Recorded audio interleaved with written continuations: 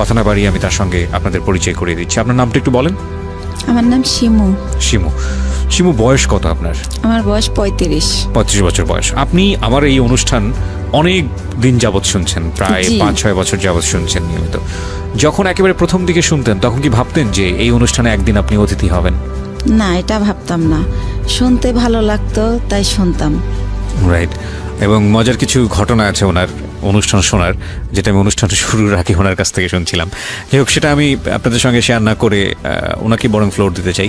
আমি আপনাকে বলবো যে একেবারে আরামসে গল্প করবেন আপনি, একেবারে নিজের বাড়িতে যেভাবে মানুষ গল্প করে, নিজের জীবনের ঘটনাগুলো বলে, দিল খুলে মন খুলে কথাগুলো বলবেন, ঠিক আছে?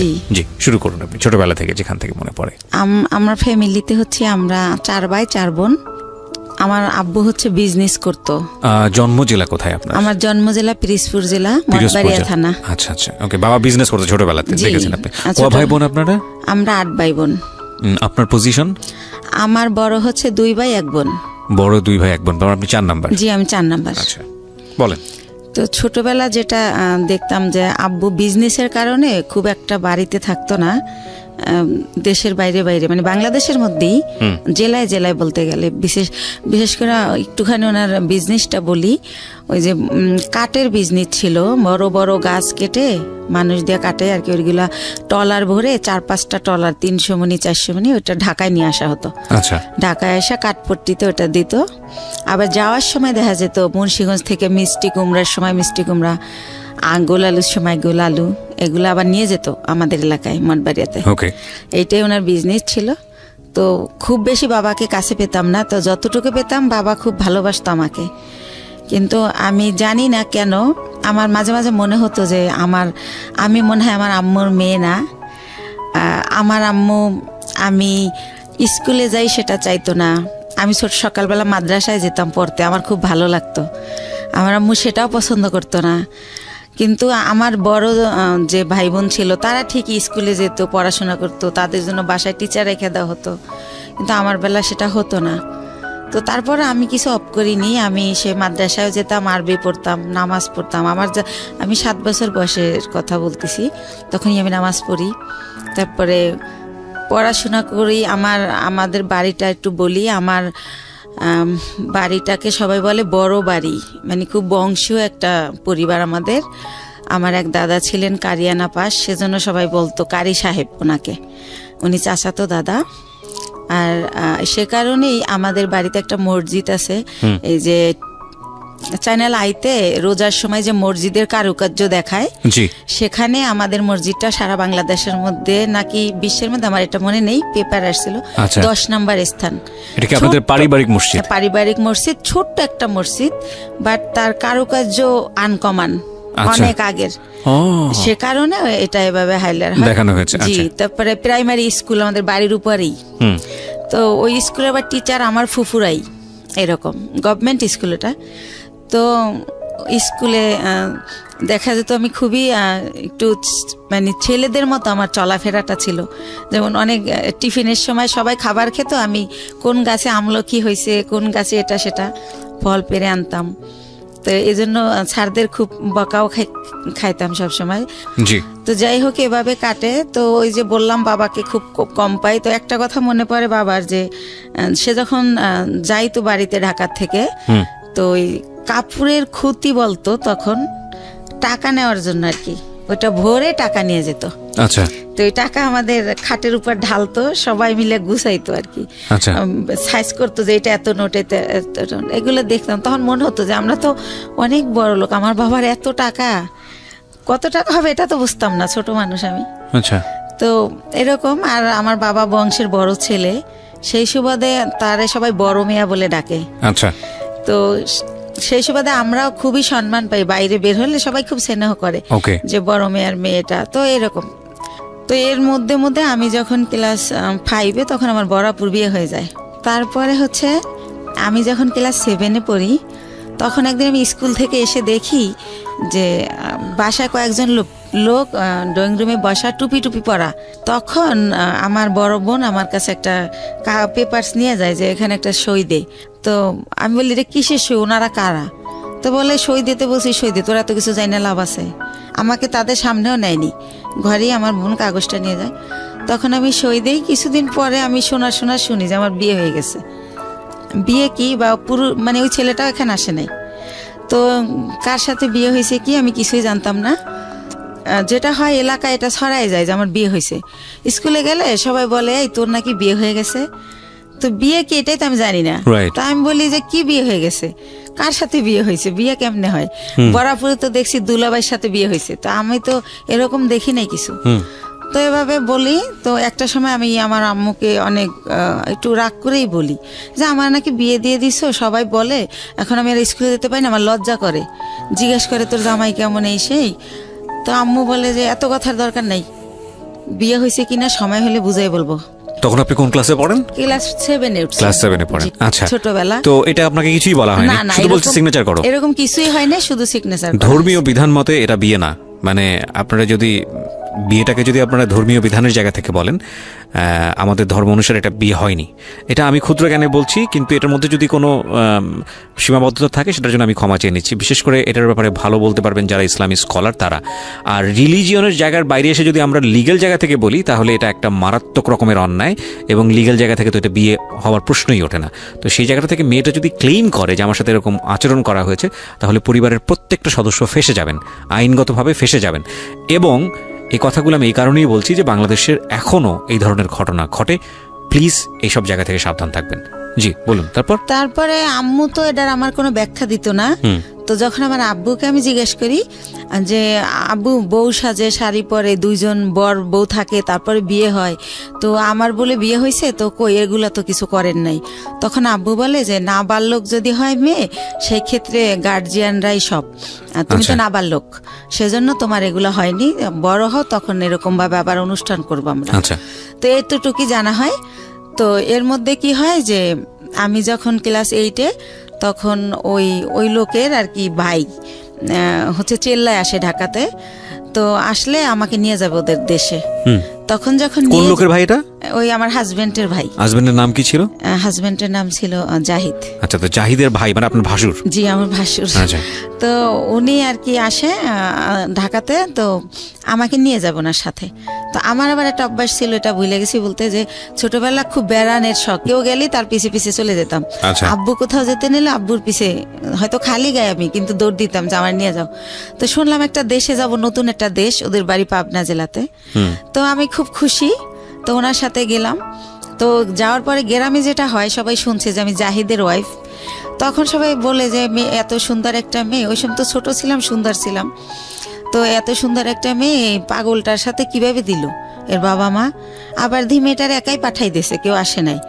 কিন্তু পাঠাইছে অন্য সেন্সে, এটা আমার বাবার ফ্রেন্ডের বাড়ি, ওই সেন্সে পাঠাইছে। কিন্তু লোকজন সবাই জানে যে বউ হিসেবে আসছে, এটা জানছে গ্রামের মানুষ।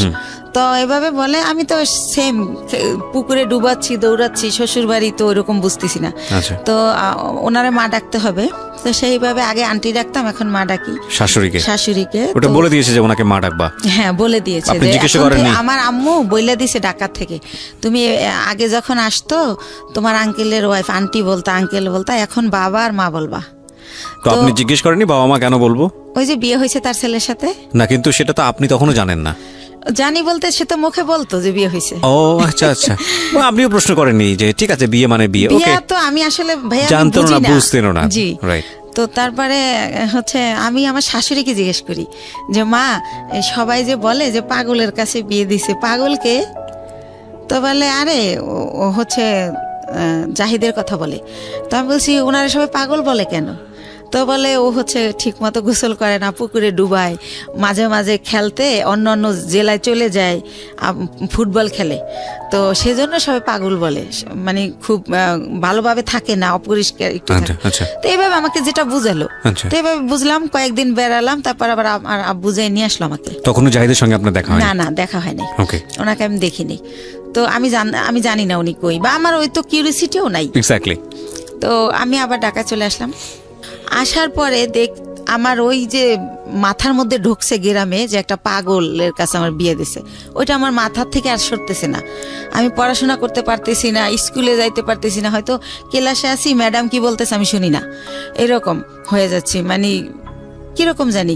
তো তখন এরকম হওয়াতে আমার আম্মু আব্বুকে বললো যে ইয়ে হয়েছে, ওদেরকে একটা বাসা টাসা ভাড়া নিয়ে আলাদা করে দাও, তোমার মেয়ে শুধু প্রশ্ন করে, পড়ালেখা করতে চায় না।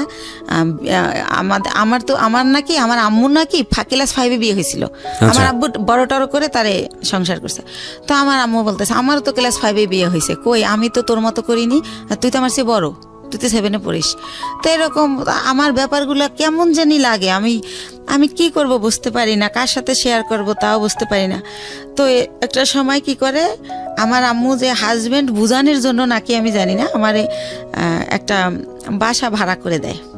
আমি ক্লাস 8-এ বাসা ভাড়া করে ফার্নিচার দিয়ে ওনার সাথে আমারে দেয়, উনি আনে। এই প্রথম ওনাকে আমি দেখি, একটা অনুষ্ঠানও করে ঘরোয়াভাবে নিজেদের আত্মীয় স্বজনের করে, ওই বাসাটা আমারে দেয়। মৌলবী পড়ে যে মৌলবী এনে যে কবুল বলতে হয় সেটা করিয়েছে আপনাকে?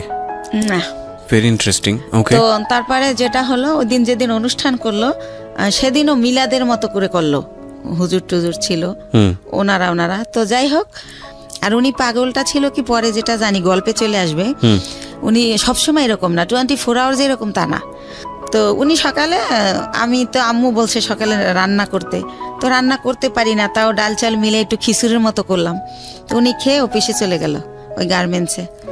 তারপরে এভাবেই করে, সে বাসায় আসে, খাওয়া দাওয়া করে, আমার সাথে তেমন কোনো কথা বলে না।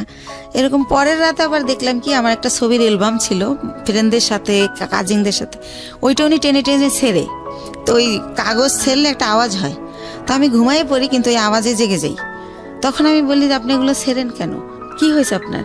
এটা বলতেই সে আমাকে একটা চর মারে যে তুমি ছেলেদের সাথে ছবি তুলছো কেন? ছেলে মানে আমার কাজিনরা। আচ্ছা। তখন আমি বলি তো কি হয়েছে, ও তো আমার খালাতো ভাই, আর আমরা তো একই বয়সের, একসাথে পড়াশোনা করছি, আমাদের বাসা থেকে পড়াশোনা করছে, তাই আপনি এমন করেন কেন, আপনি কি পাগল? আমি রাগ করে বলে ফেলি। তখন আমি ঠিক করি যে এর সাথে তো থাকা যাবে না, এভাবে কিভাবে থাকবো। তো ওই দিন রাত এভাবে কাটে, আমি সকালবেলা বাড়ি চলে যাই, গিয়ে আমার আম্মুকে বললে আমার আম্মু বলে তুমি বেশি চালাক, তোমাকে কে দেশে এই বুদ্ধি, কিসের পাগল, পাগল হলেও চাকরি করে কেমনে? হ্যাঁ, তো আমার সাথে সেই টর্চার শুরু হয়ে যায়। এরকম করে কি করব, তো আমি বলি যাই হোক আমি আর ওই বাড়িতে যাবো না, তো এইভাবে থাকি। তারপরে আমি ঠিক করি যে আমার কিছু একটা করতে হবে, আমি এই বাসায় থাকবো না, ওই বাসায় থাকবো না। তো আমাদের একটা পারিবারিক ডক্টর থাকে, পিজির অধ্যাপক, ওনার একটা ক্লিনিক দেয় মিরপুরে। তো আমি ওনার সাথে একদিন দেখা করে বলি আঙ্কেল আপনার এখানে আমার একটা কাজ দিবেন? তো বলে কি কাজ করবা তুমি, ছোট মানুষ? তো আমি বলি ওই যে প্রেশার মাপে কত কিছু করে, ইঞ্জেকশন দেয়, ওটা মানে শিখাবেন, আমি ওগুলো পারবো। তো আমি এইতে তো অনেকটা তো আর ছোট না। তো স্যার বলে, ওই আঙ্কেল বলে ঠিক আছে, এখানে চাকরি করলে আমাকে স্যার বলতে হবে, স্যার বলতে পারবা? হাসে আর বলে। আমি বলছি হ্যাঁ পারবো। তো ওইখানে কিছুদিন আমি শেখার পর আমি ওগুলো শিখে যাই। শেখার পরে আমার কিছু স্যালারি দেওয়া হয়, আর বেশি হচ্ছে আমার ভালো লাগে যে আমি ওইখানে টাইমটা পাস করতে পারি। আচ্ছা। তো এইভাবে চিন্তা করি। আপনি নিজের বাড়ি থেকে করছেন? হ্যাঁ, শ্বশুর বাড়িতে যাচ্ছেন না, ওই বাসায় আমি যাই না, তো বাবার বাড়ি থেকেই করছি। বাবার বাড়ির কাছেই, যেহেতু সেকেন্ড কলোনি থেকে মাজার খুব দূরে না। তো এভাবে করি। তো আমার বাবা জানতে চায় কেন করি, আমি বলি যে ডাক্তারি পোশাক, নার্সের পোশাক আমার ভালো লাগে, তো তাই করি, আমার খুব ভালো লাগতেছে। তো পড়াশোনার কি হবে? আমি না পড়াশোনা চলবে, সমস্যা নেই। তো এভাবে যাইতে থাকে।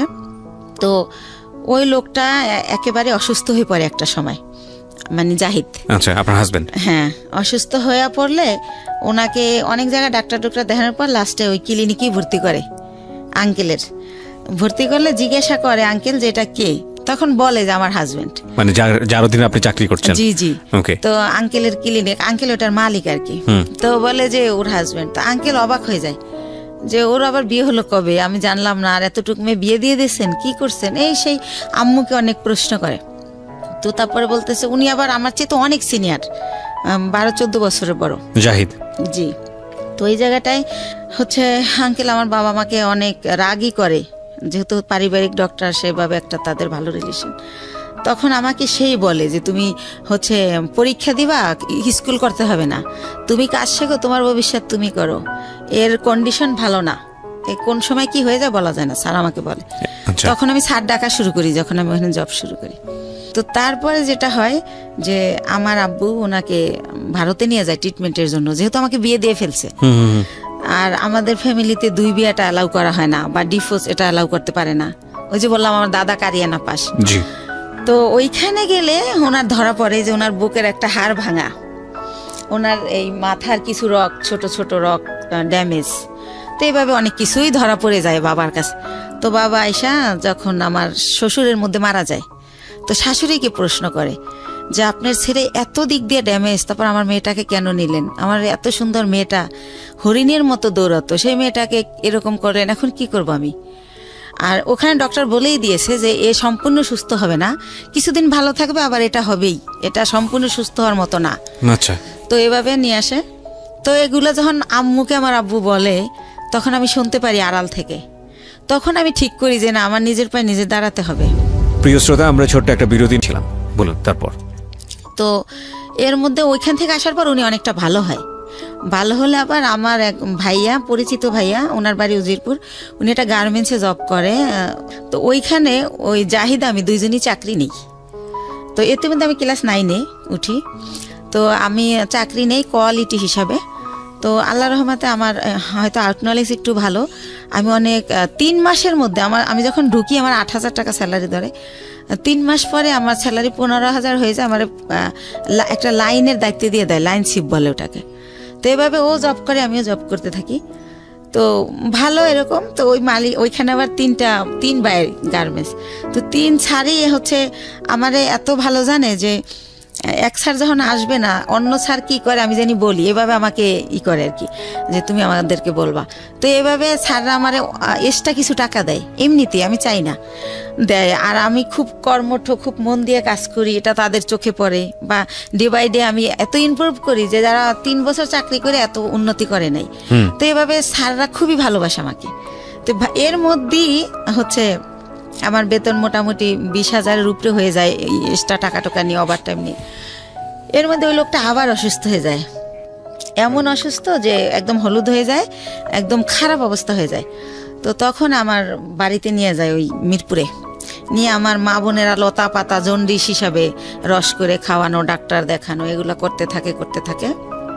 এর মধ্যে ওই লোকের 3 মাস পর্যন্ত আমার কারণে মালিকে বেতন দেয় এমনি। আচ্ছা। যেহেতু আমারে ভালো জানে তারা মেয়ের মতো, সে কারণে বেতন দেয়। ওই লোককে মানে আপনার হাজবেন্ড? আমার হাজবেন্ড একই গার্মেন্টসে কাজ করতো? জি, একই গার্মেন্টসে কাজ করি। ওকে। এই যে আরো কিছু ওনার কিছু সিমটম ছিল। রাতের বেলা হঠাৎ করে মানে আমি ঘুমের মধ্যে দেখতাম কি সে মানে ভৌতিকভাবে আমার দিকে তাকায় আছে। ঘুমের থেকে উঠে, মানে ওনার দাঁতগুলো খুব বড় বড় ছিল, আর ওনার হচ্ছে উনি অনেক চেকন ছিল, অনেক লম্বা ছিল। তো উনি যখন খালি গায়ে এরকম করতো মনে হতো ভূত। তো আমি খুব ভয় পেতাম। তো ভয় পেলে কি হবে, আমি আবার ছোটবেলা থেকে তো কোরআন পড়তাম, নামাজ পড়তাম। তো ওইভাবে আবার দোয়া টোয়া পরে আবার ঘুমাই যেতাম। যেহেতু আমার অফিসটা ছিল সকাল 8টা থেকে রাতের 10টা পর্যন্ত, তো অনেক হার্ডওয়ার্ক করা হতো, রাতে খুব ক্লান্ত থাকতাম। তো আমি আর কেউ বলা বন্ধ করে দিলাম, কারণ ফার্স্ট দিকে যখন এর কথা বলতাম কেউই তো অ্যালাউ করতেছে না, আমাকে কেউ বুঝতেই আসে না। তো যাই হোক, এভাবে হয়। আমার হচ্ছে এভাবে চাকরি করতে করতে 2001 সালে আমি হচ্ছে 2000-এর শেষের দিকে আমি কনসেপ্ট করি, অফিসে মাথা ঘুরে পড়ে যাই। তখন আমারে হচ্ছে পরীক্ষা নিরীক্ষা করে ডাক্তারের কাছে নিয়ে দেখে যে আমার বাচ্চা পেটে। জি। তো বাচ্চা পেটে দেখলেও আমি অসুস্থ, ওষুধ খাচ্ছি, রেস্ট, যখন মাথা ঘুরে যায় নামাজের রুমে রেস্ট নিচ্ছি, যেহেতু স্যাররা আমার ভালো জানে। তো সেভাবে আমি আমার জবটা চালিয়ে যাই। তো যখন 6 মাস হয়ে যায় তখন আমি আর পারি না, নিজের সাথে আর যুদ্ধ করতে পারি না, তখন আমি জবটা ছেড়ে দেই। তো এর মধ্যে আমার মোটামুটি বেশ কিছু টাকা সঞ্চয় হয়ে যায়। তো জবটা ছেড়ে দেওয়ার পর আমার বেবিটা যখন হয় 2001 সালের মানে জানুয়ারি মাসের 31 তারিখ রাত 12:30টায় হয় আমার ছেলেটা। সেখানেও বলি, আমাকে যখন একটা প্রাইভেট ক্লিনিকে নেয়, অন্য লোকে নেয়, আমার হাজবেন্ড নেয় না। আর আমি যে প্রেগনেন্ট, এই সময়টা আমার মার আমাকে একটু সময় দেওয়া উচিত, আমার কাছে থাকা উচিত, কিন্তু আমার মা সেটা করে না। তো সে কারণে আমি ওই ভাড়া বাসায় থাকি, মার কাছে আর থাকি না। তো আমি যখন আমারে অন্য মানে ভাড়াটিয়ারা নিয়ে যায় একটা ক্লিনিকে, সেখান থেকে আমার অবস্থা খারাপ দেখে, যেহেতু আমার বয়স কম, সেজন্য আমার অবস্থা খারাপ হয়ে যায়, বা আমার খাওয়া দাওয়া হয় না ভালো। তো আমার ঢাকা মেডিকেল নিলে তখন ডক্টররা বলে যে ইমিডিয়েটলি সিজার করতে হবে, না হলে বাচ্চা মা কাউকে বাঁচানো যাবে না। তো সিজার করবে, হাজবেন্ডের সিগনেচার লাগবে। এখন হাজবেন্ড কোথায়? তখন উনি আবার ওই অসুস্থ থেকে সুস্থ হয়ে মোটামুটি অফিসে আবার যায়, ওই কোম্পানি আবার অফিসটা পুরান ঢাকায় নিয়ে যায়, সেখানে উনি জব করে। তো ওনাকে বারবার বলা হয় যে আপনি আসেন, আপনার সিগনেচার ছাড়া অপারেশন হবে না। বলে কেউ একজন দিয়ে দিলেই হয়, আমি যাব না। সে আর যাই না।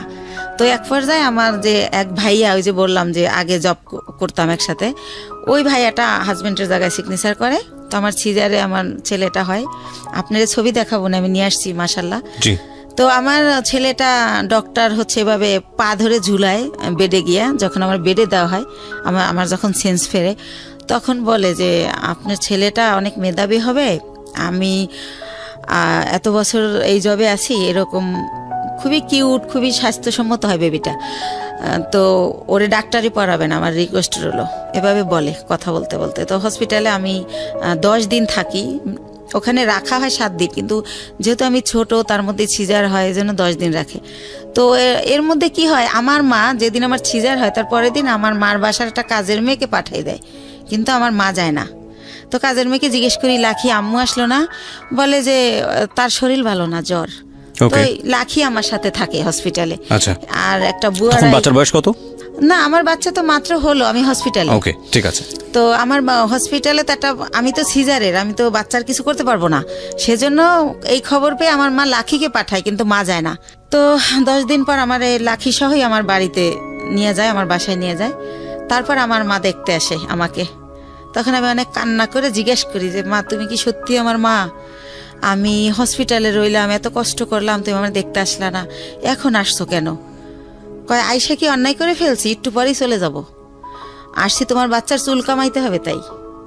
তো আমি তো বুঝি না চুল কামাইতে হয় বা কিছু একটা। তো উনি আমার বাচ্চার চুল কামায়, ওই দিন থাকে, তারপরের দিন আবার চলে যায়। তো এর মধ্যে আমার ওই যে ভাইয়াটা যে সিগনেচার দিছিল, সেই ভাইয়াটা আমার বেবিটাকে দেখতে আসে। আসার পরে আমি ওনার সাথে শেয়ার করি যে ভাইয়া, আমি তো এখন জব করতে পারবো না, জব করলে আমার বাচ্চা কার কাছে রাখবো?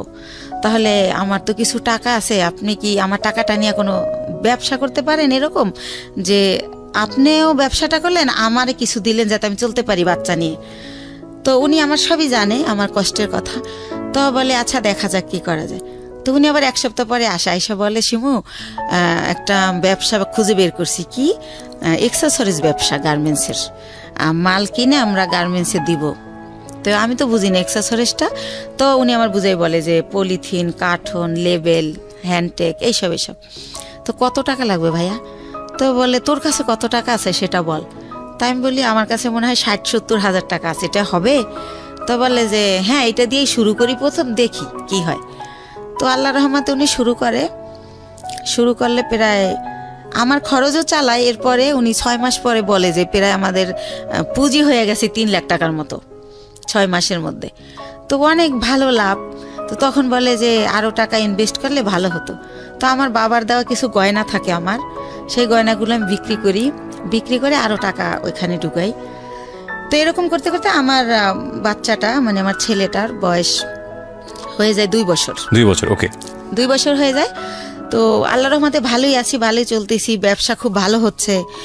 তো এভাবে তো আমি বলি যে ভাইয়া এখন একটা অফিস নেন, তাহলে আরও ভালো হবে। তো ভাইয়া কি করে, একটা আরামবাগে ছোট একটা অফিস ভাড়া নেয়, কার্ড ছাপায়, ভিজিটিং কার্ড, কোম্পানির একটা নাম দেয়, স্বদেশ ইন্টারন্যাশনাল, তো এইভাবে একটা নাম দিই আমরা। তো তারপরে যেটা হয় যে ব্যবসা কি হয় যে টাকা যায়, তার চেয়ে আমরা 3 ডবল মাল বাকি আনা যায়। ধরেন 1 লাখ দিয়ে 3 লাখ টাকার মাল বাকি আনা যায়। এভাবে আমরা আবার কোম্পানির মাল দেই। এভাবে করতে করতে আল্লাহর রহমতে আমাদের পুঁজি প্রায় 30-40 লক্ষ টাকা হয়ে যায়।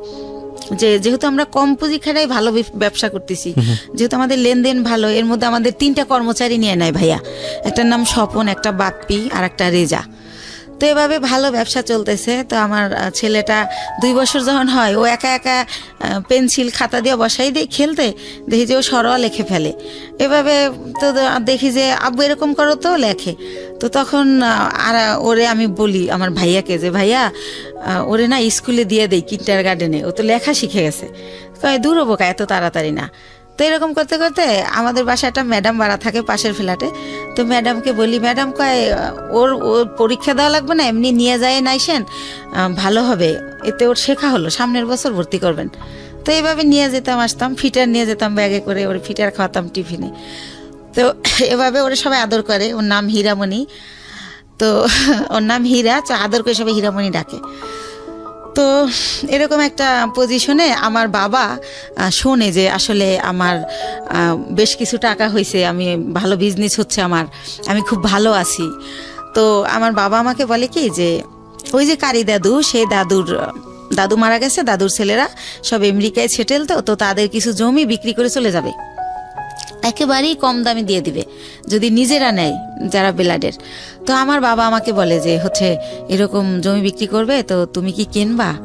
তো আমি ভাইয়ের সাথে আলাপ করি, তো ভাই বলে যে জমি তো আর কিনলে ফালানো যায় না, কিনতে পারিস যেহেতু কম দাম। তো মাত্র 1 বিঘা জমি মাত্র 45,000 টাকা দাম। তো ওই 45,000 টাকা দিয়ে আমার বাবাকে আমি দেই, আমার বাবা জমিটা আমার নামে কিনে, আমি যাইও না দেখিও না, ওই আমাদের পিরিজপুরে আর কি মঠবাড়িয়াতে। তো এইভাবে আমার জমিটা হয়। তো এরকম এর মাঝে মাঝে ওই যে লোক, এর আর একটা কথা ভুলে গেছি, এরপরে কি হয়, আমার বেবিটার যখন বয়স 1 বছর, তখন সবাই বলে যে একটা বেবি হয়েছে, এখন ভালো হয়ে যাবে। তো উনি মাঝে মাঝে নাই হয়ে যায়, আবার চলে আসে, এভাবে আপ অ্যান্ড ডাউন চলতে থাকে। তো অনেকে বলে যে বিজনেসে ঢুকাইতে, তো আমি দেই না, কারণ তো ওনার তো ব্রেন ঠিক নাই, তো সেজন্য দেই না, যে না উনি মাঝে মাঝে জব করে আবার চলে যায় আবার আসে। তো উনি কি করে, ঈদ যেমন প্রথম ঈদ আমার বেবি হওয়ার পরে, তো ঈদের দিন উনি হচ্ছে চান রাতের দিন, ওনার এক ভাগ্নে আমার এখানে জব করে, যেটার নাম বললাম রেজা, আর একটা থাকে ভাগ্নে আনোয়ার। তো চান রাতের দিন ওরা বাসায় আসছে, তো রাত অনেক হয়েছে, আমি বলি এই তো আনোয়ারে জিজ্ঞেস করি তোমার মামা বাসায় আসবে না? বলে না। আমি বলছি কেন, কোথায় গেছে? কয় ওনার এক ফ্রেন্ড আসছিল কুমিল্লা থেকে, সম্ভবত উনি কুমিল্লা চলে গেছে। তো এর আগেও একবার ফার্স্ট ঈদে এরকম করে, উনি চান রাতের দিন নাই হয়ে গেছে, তো উনি আবার কোরবানির আগে ব্যাক করে। এতদিন উনি কই ছিল জিজ্ঞেস করলে অ্যান্সার করে না। তো সেম কাহিনী আমার ছেলে হয়েছে, আমার ছেলের বয়স 1 বছর, আমার ছেলের ফার্স্ট ঈদ উনি এরকম চান রাতে আসে নাই। তো আমি বললাম যে আগে আসে নাই সেটা একটা ব্যাপার ছিল, এখন তো একটা ছেলে আছে, তা উনি গেল কোথায়? তো এভাবে জানতে জানতে জানি যে উনি কুমিল্লা চলে গেছে। কিন্তু ওনার একটা ব্যাপার ছিল যে উনি কোথায় যেত এটা বলে যেত না কখনো, ওনার মনে হয়েছে উনি চলে গেছে, আবার কেন জানি মনে হয়তো উনি ব্যাক করতো, উনি এই টাইপের ছিল। তো এভাবে কিন্তু আমার বাবা ওই সম্পত্তিতে আমার নামের জায়গায় স্বামীর নাম ইউজ করতে হয়, কাগজের তো একটা আছে, ফর্মালিটি আছে সেই ক্ষেত্রে। তো এভাবে করতে করতে 2007 সাল খুবই ভালো চলতেছি। 2007 সাল হয়ে গেল, আমাদের বিজনেস আরও অনেক বড় হলো, সরকারিভাবে এলসি করা হলো। তো এভাবে করতেছি। এর মধ্যে হচ্ছে ওই যে ভাইয়া যে প্রধান ছিল বিজনেসের সব কিছু দেখাশোনা করতো, ওনার নাম হচ্ছে দুলাল, ওনার বাড়ি উজিরপুর থানায়, সানুহার গ্রাম। তো ওনারে আমি আমার আপন ভাই, ব্লাডের চেয়েও বেশি, মানে ওনারে আমি অনেক রেসপেক্ট করতাম। উনি বাসায় আসলে আমার মনে হতো আমার ফ্লোরটা ভয়তে কাঁপে, কারণ মাথায় কাপড় না থাকলে বলতো মাথায় কাপড় নাই কেন, একটু হেসে কথা বললে, একটু জোরে হাসলে বলতো মেয়ে মানুষ এত জোরে হাসে কেন, বা এসে জিজ্ঞেস করতো 5 ওয়াক্ত নামাজ পড়ছিলি তো। খুব শাসন করতো, ইসলামিক মাইন্ডেড ছিল, চারিত্রিক বৈশিষ্ট্য খুব ভালো ছিল। তো ওনারে অনেক রেসপেক্ট করতাম।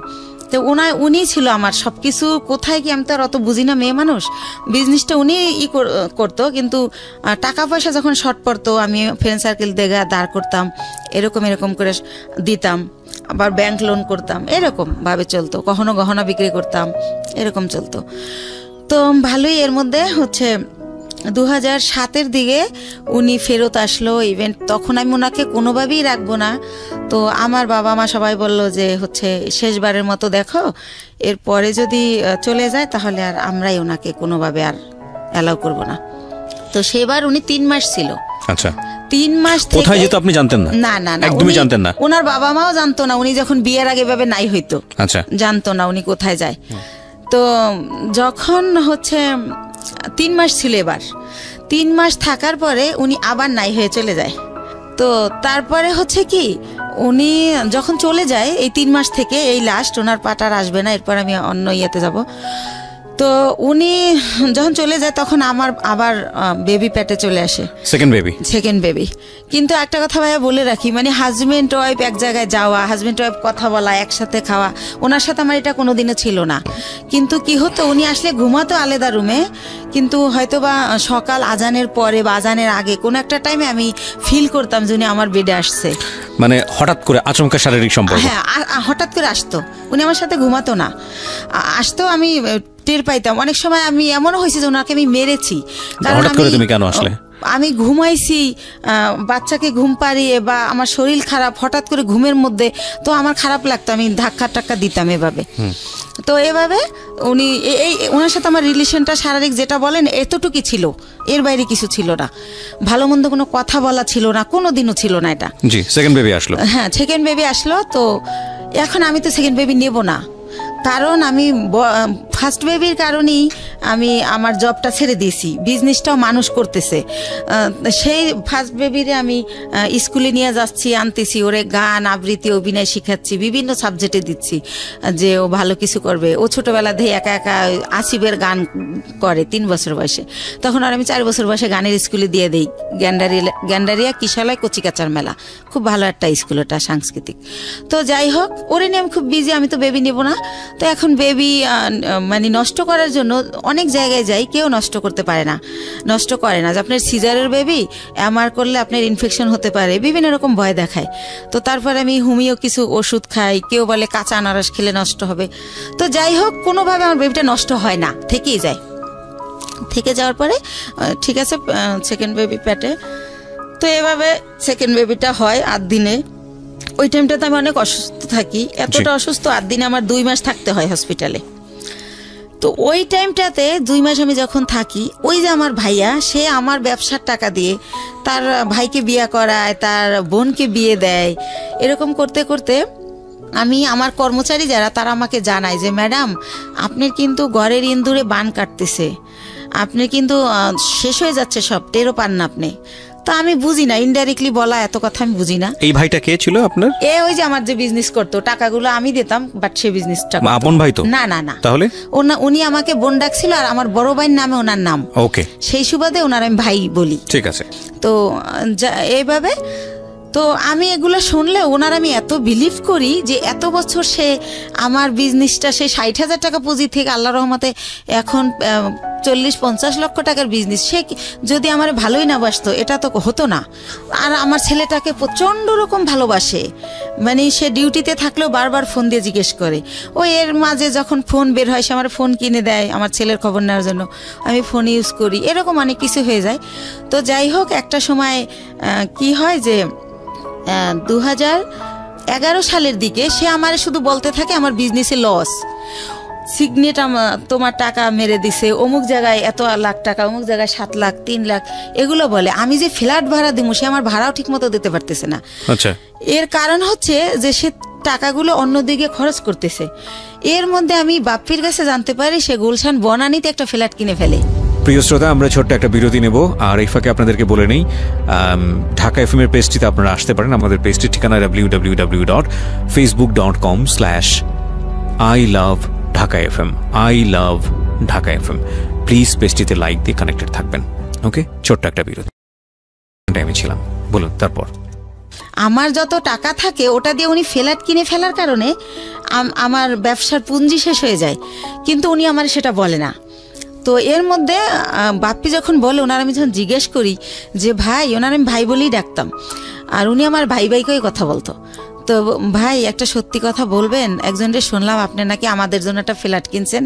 আমি আমাদের জন্য বলি, আমি উনি কিনছে ওটা বলি না, আমাদের জন্য একটা ফ্ল্যাট কিনছেন। তখন হাসে আর কয়, এই গুলশান একটা ফ্ল্যাটের দাম জানিস? কিসের ফ্ল্যাট কিনছি গুলশানে? তুই ভুল শুনছিস। তো এর মধ্যে আবার সে আমার একটা সান্ত্বনা দিল যে রিভার ভিউতে 6 শতক জমি কিনছি তোর আর আমার নামে। হয়তো ওইটা কেউ শুনছে, বাপ্পিরে বলছিলাম, মনে হয় বাপ্পি তোরে ওইটা উল্টাভাবে বলছে। তো আমি ভাইয়ের কথাই বিশ্বাস করলাম, বাপ্পির কথা আর বিশ্বাস করলাম না। বাপ্পি আমাদের শুরু থেকেই কর্মচারী। তো যাই হোক, এভাবে 12 সালে দেখি যে আমার হচ্ছে মানে এমন অবস্থা হয়ে যাচ্ছে, সে 2-3 মাসের ভাড়া একসাথে দিচ্ছে। তারপরে সে হঠাৎ করে বলল যে আমি একটু দেশে যাব, আমার বাড়িতে একটু কাজ আছে, জমি জমার ব্যাপারে, আমি 2 দিনের পর চলে আসব। সে বাড়ি গিয়ে 22 দিন হয়ে গেছে যখন সে আসে না। আর আমি ফোন দিলি বলে এই তো ভাই কাল আসবো, পরশু আসবো, এরকম করে। এদিকে কর্মচারীরা বলে যে যাদের থেকে আমরা মাল বাকি আনি ওরা টাকার জন্য তাগেদা দিচ্ছে, আবার আমরা যেখানে টাকা পাবো সেখানে ওরা গেলে টাকা দিচ্ছে না, যে টাকা তো দেবো দুলালের কাছে। তো এভাবে আমি একদিন অনেক কান্নাকাটি করি, ভাই আপনি আসেন না কেন, এরকম এরকম অনেক কিছু বলি। এর মাঝে আমাদের ডিএসএস একটা অফিস নেয়, ওই অফিসটা ছেড়ে আরামবাগেরটা। তো আরামবাগেরটা আমি চিনতাম, ডিএসএস অফিসে আমি কোনোদিন আসি নাই, কারণ যেহেতু ছেলেদের কাজ কারবার সবাই পুরুষ মানুষ, ভাই চাইতো না যে আমি আসি, তো আমি আসতাম না। তো আমি অনেক কান্নাকাটি করি যে ভাই আমার কি সব কিছু শেষ হয়ে গেল, আমার স্বামী দিয়ে আমি সুখ পাইলাম না, আমি চিন্তা করছিলাম আমার ছেলেটাকে আমি মানুষ করব, আপনি তো সবই জানেন আমার জীবনের, এখন আপনি কোথায় গিয়ে লুকাই রয়েছেন, আমার কি হবে এখন, আমি কোথায় যে দাঁড়াবো। তো এভাবে অনেক কান্নাকাটি করার পরে বলে কি যে আচ্ছা ঠিক আছে আমি 2 দিন পর আসতেছি। এরকম করতে করতে সে 1 মাস থাকে। 1 মাস থাকার পর আমি জানতে পারি যে সে বিয়ে করছে দেশে, সেজন্য সে আসে না। তো সে 1 মাস পরে সে বউ নিয়ে এসে ওই গুলশান ফ্ল্যাট কমপ্লিট হয় নাই দেখে সে লেট করতেছিল বাড়িতে। তো যখন সে নিউজ পায় যে ফ্ল্যাট কমপ্লিট, তখন সে বউ নিয়ে ওই ফ্ল্যাটে ওঠে, কিন্তু টাকা কিন্তু তার একটা পয়সাও ছিল না, টোটাল টাকাই কিন্তু আমার ছিল। সে ওঠার পরে আমি ওইটাও বাপ্পির কাছে জানি। আমি যখন জিজ্ঞেস করি ভাই আপনি কোথায় উঠছেন, সে আইসা বলে যে আমি তো এরকম আমারে বলে যে আমি তো বিয়ে করছি, বউ নিয়ে কি তোর বাসায় উঠবো না চম্পার বাসায় উঠবো, তার বোনের নাম বলে। এই চম্পাকেও সে বিয়ে দেয় আমার অর্থ দিয়েই, এটা আমি পারমিশনই দিছিলাম, কিন্তু সে যত টাকা খরচ করছে অত টাকা খরচ করতে আমি বলছিলাম না। তো যাই হোক, আমি বলি যে না আমাদের বাসা আপনার বউ নিয়ে উঠবেন কেন, এটা কেমন দেখা যাবে, আপনি চম্পার বাসায় ওঠেন। কারণ তার প্রতি তো এর মধ্যে আমি বিরক্তি, সে আমার সাথে যা করতেছে ঠিক করতেছে না। তো পরে আমি জানতে পারি যে সে আসলে নিজের ফ্ল্যাটে ওঠে। তো ওঠার পরে আমি তখন তারে বলতে থাকি যে ভাই আমি আপনি যে 1 মাস ছিলেন না, আমি অনেক টাকা লোন করছি, এটা দিতে হবে, আপনি আমার তাড়াতাড়ি টাকা দেন। আমি টাকার জন্য তার খালি প্রেশার ক্রিয়েট করতে থাকি যে আমার কত টাকা আছে, আমার হিসাবটা দেন। তো আরেকটা কথা বলে রাখি, সে আমার একটাবার বলে কি ডিএসএস অফিস নেওয়ার আগে যে 20 লক্ষ টাকা না দেখাইলে গভর্নমেন্ট আমাদের এলসি করতে দিবে না। তো সেই ক্ষেত্রে আমাদের তো এখন 20 লক্ষ টাকা নাই ব্যাংকে, মনে হয় 10 লাখ টাকার মতো আছে।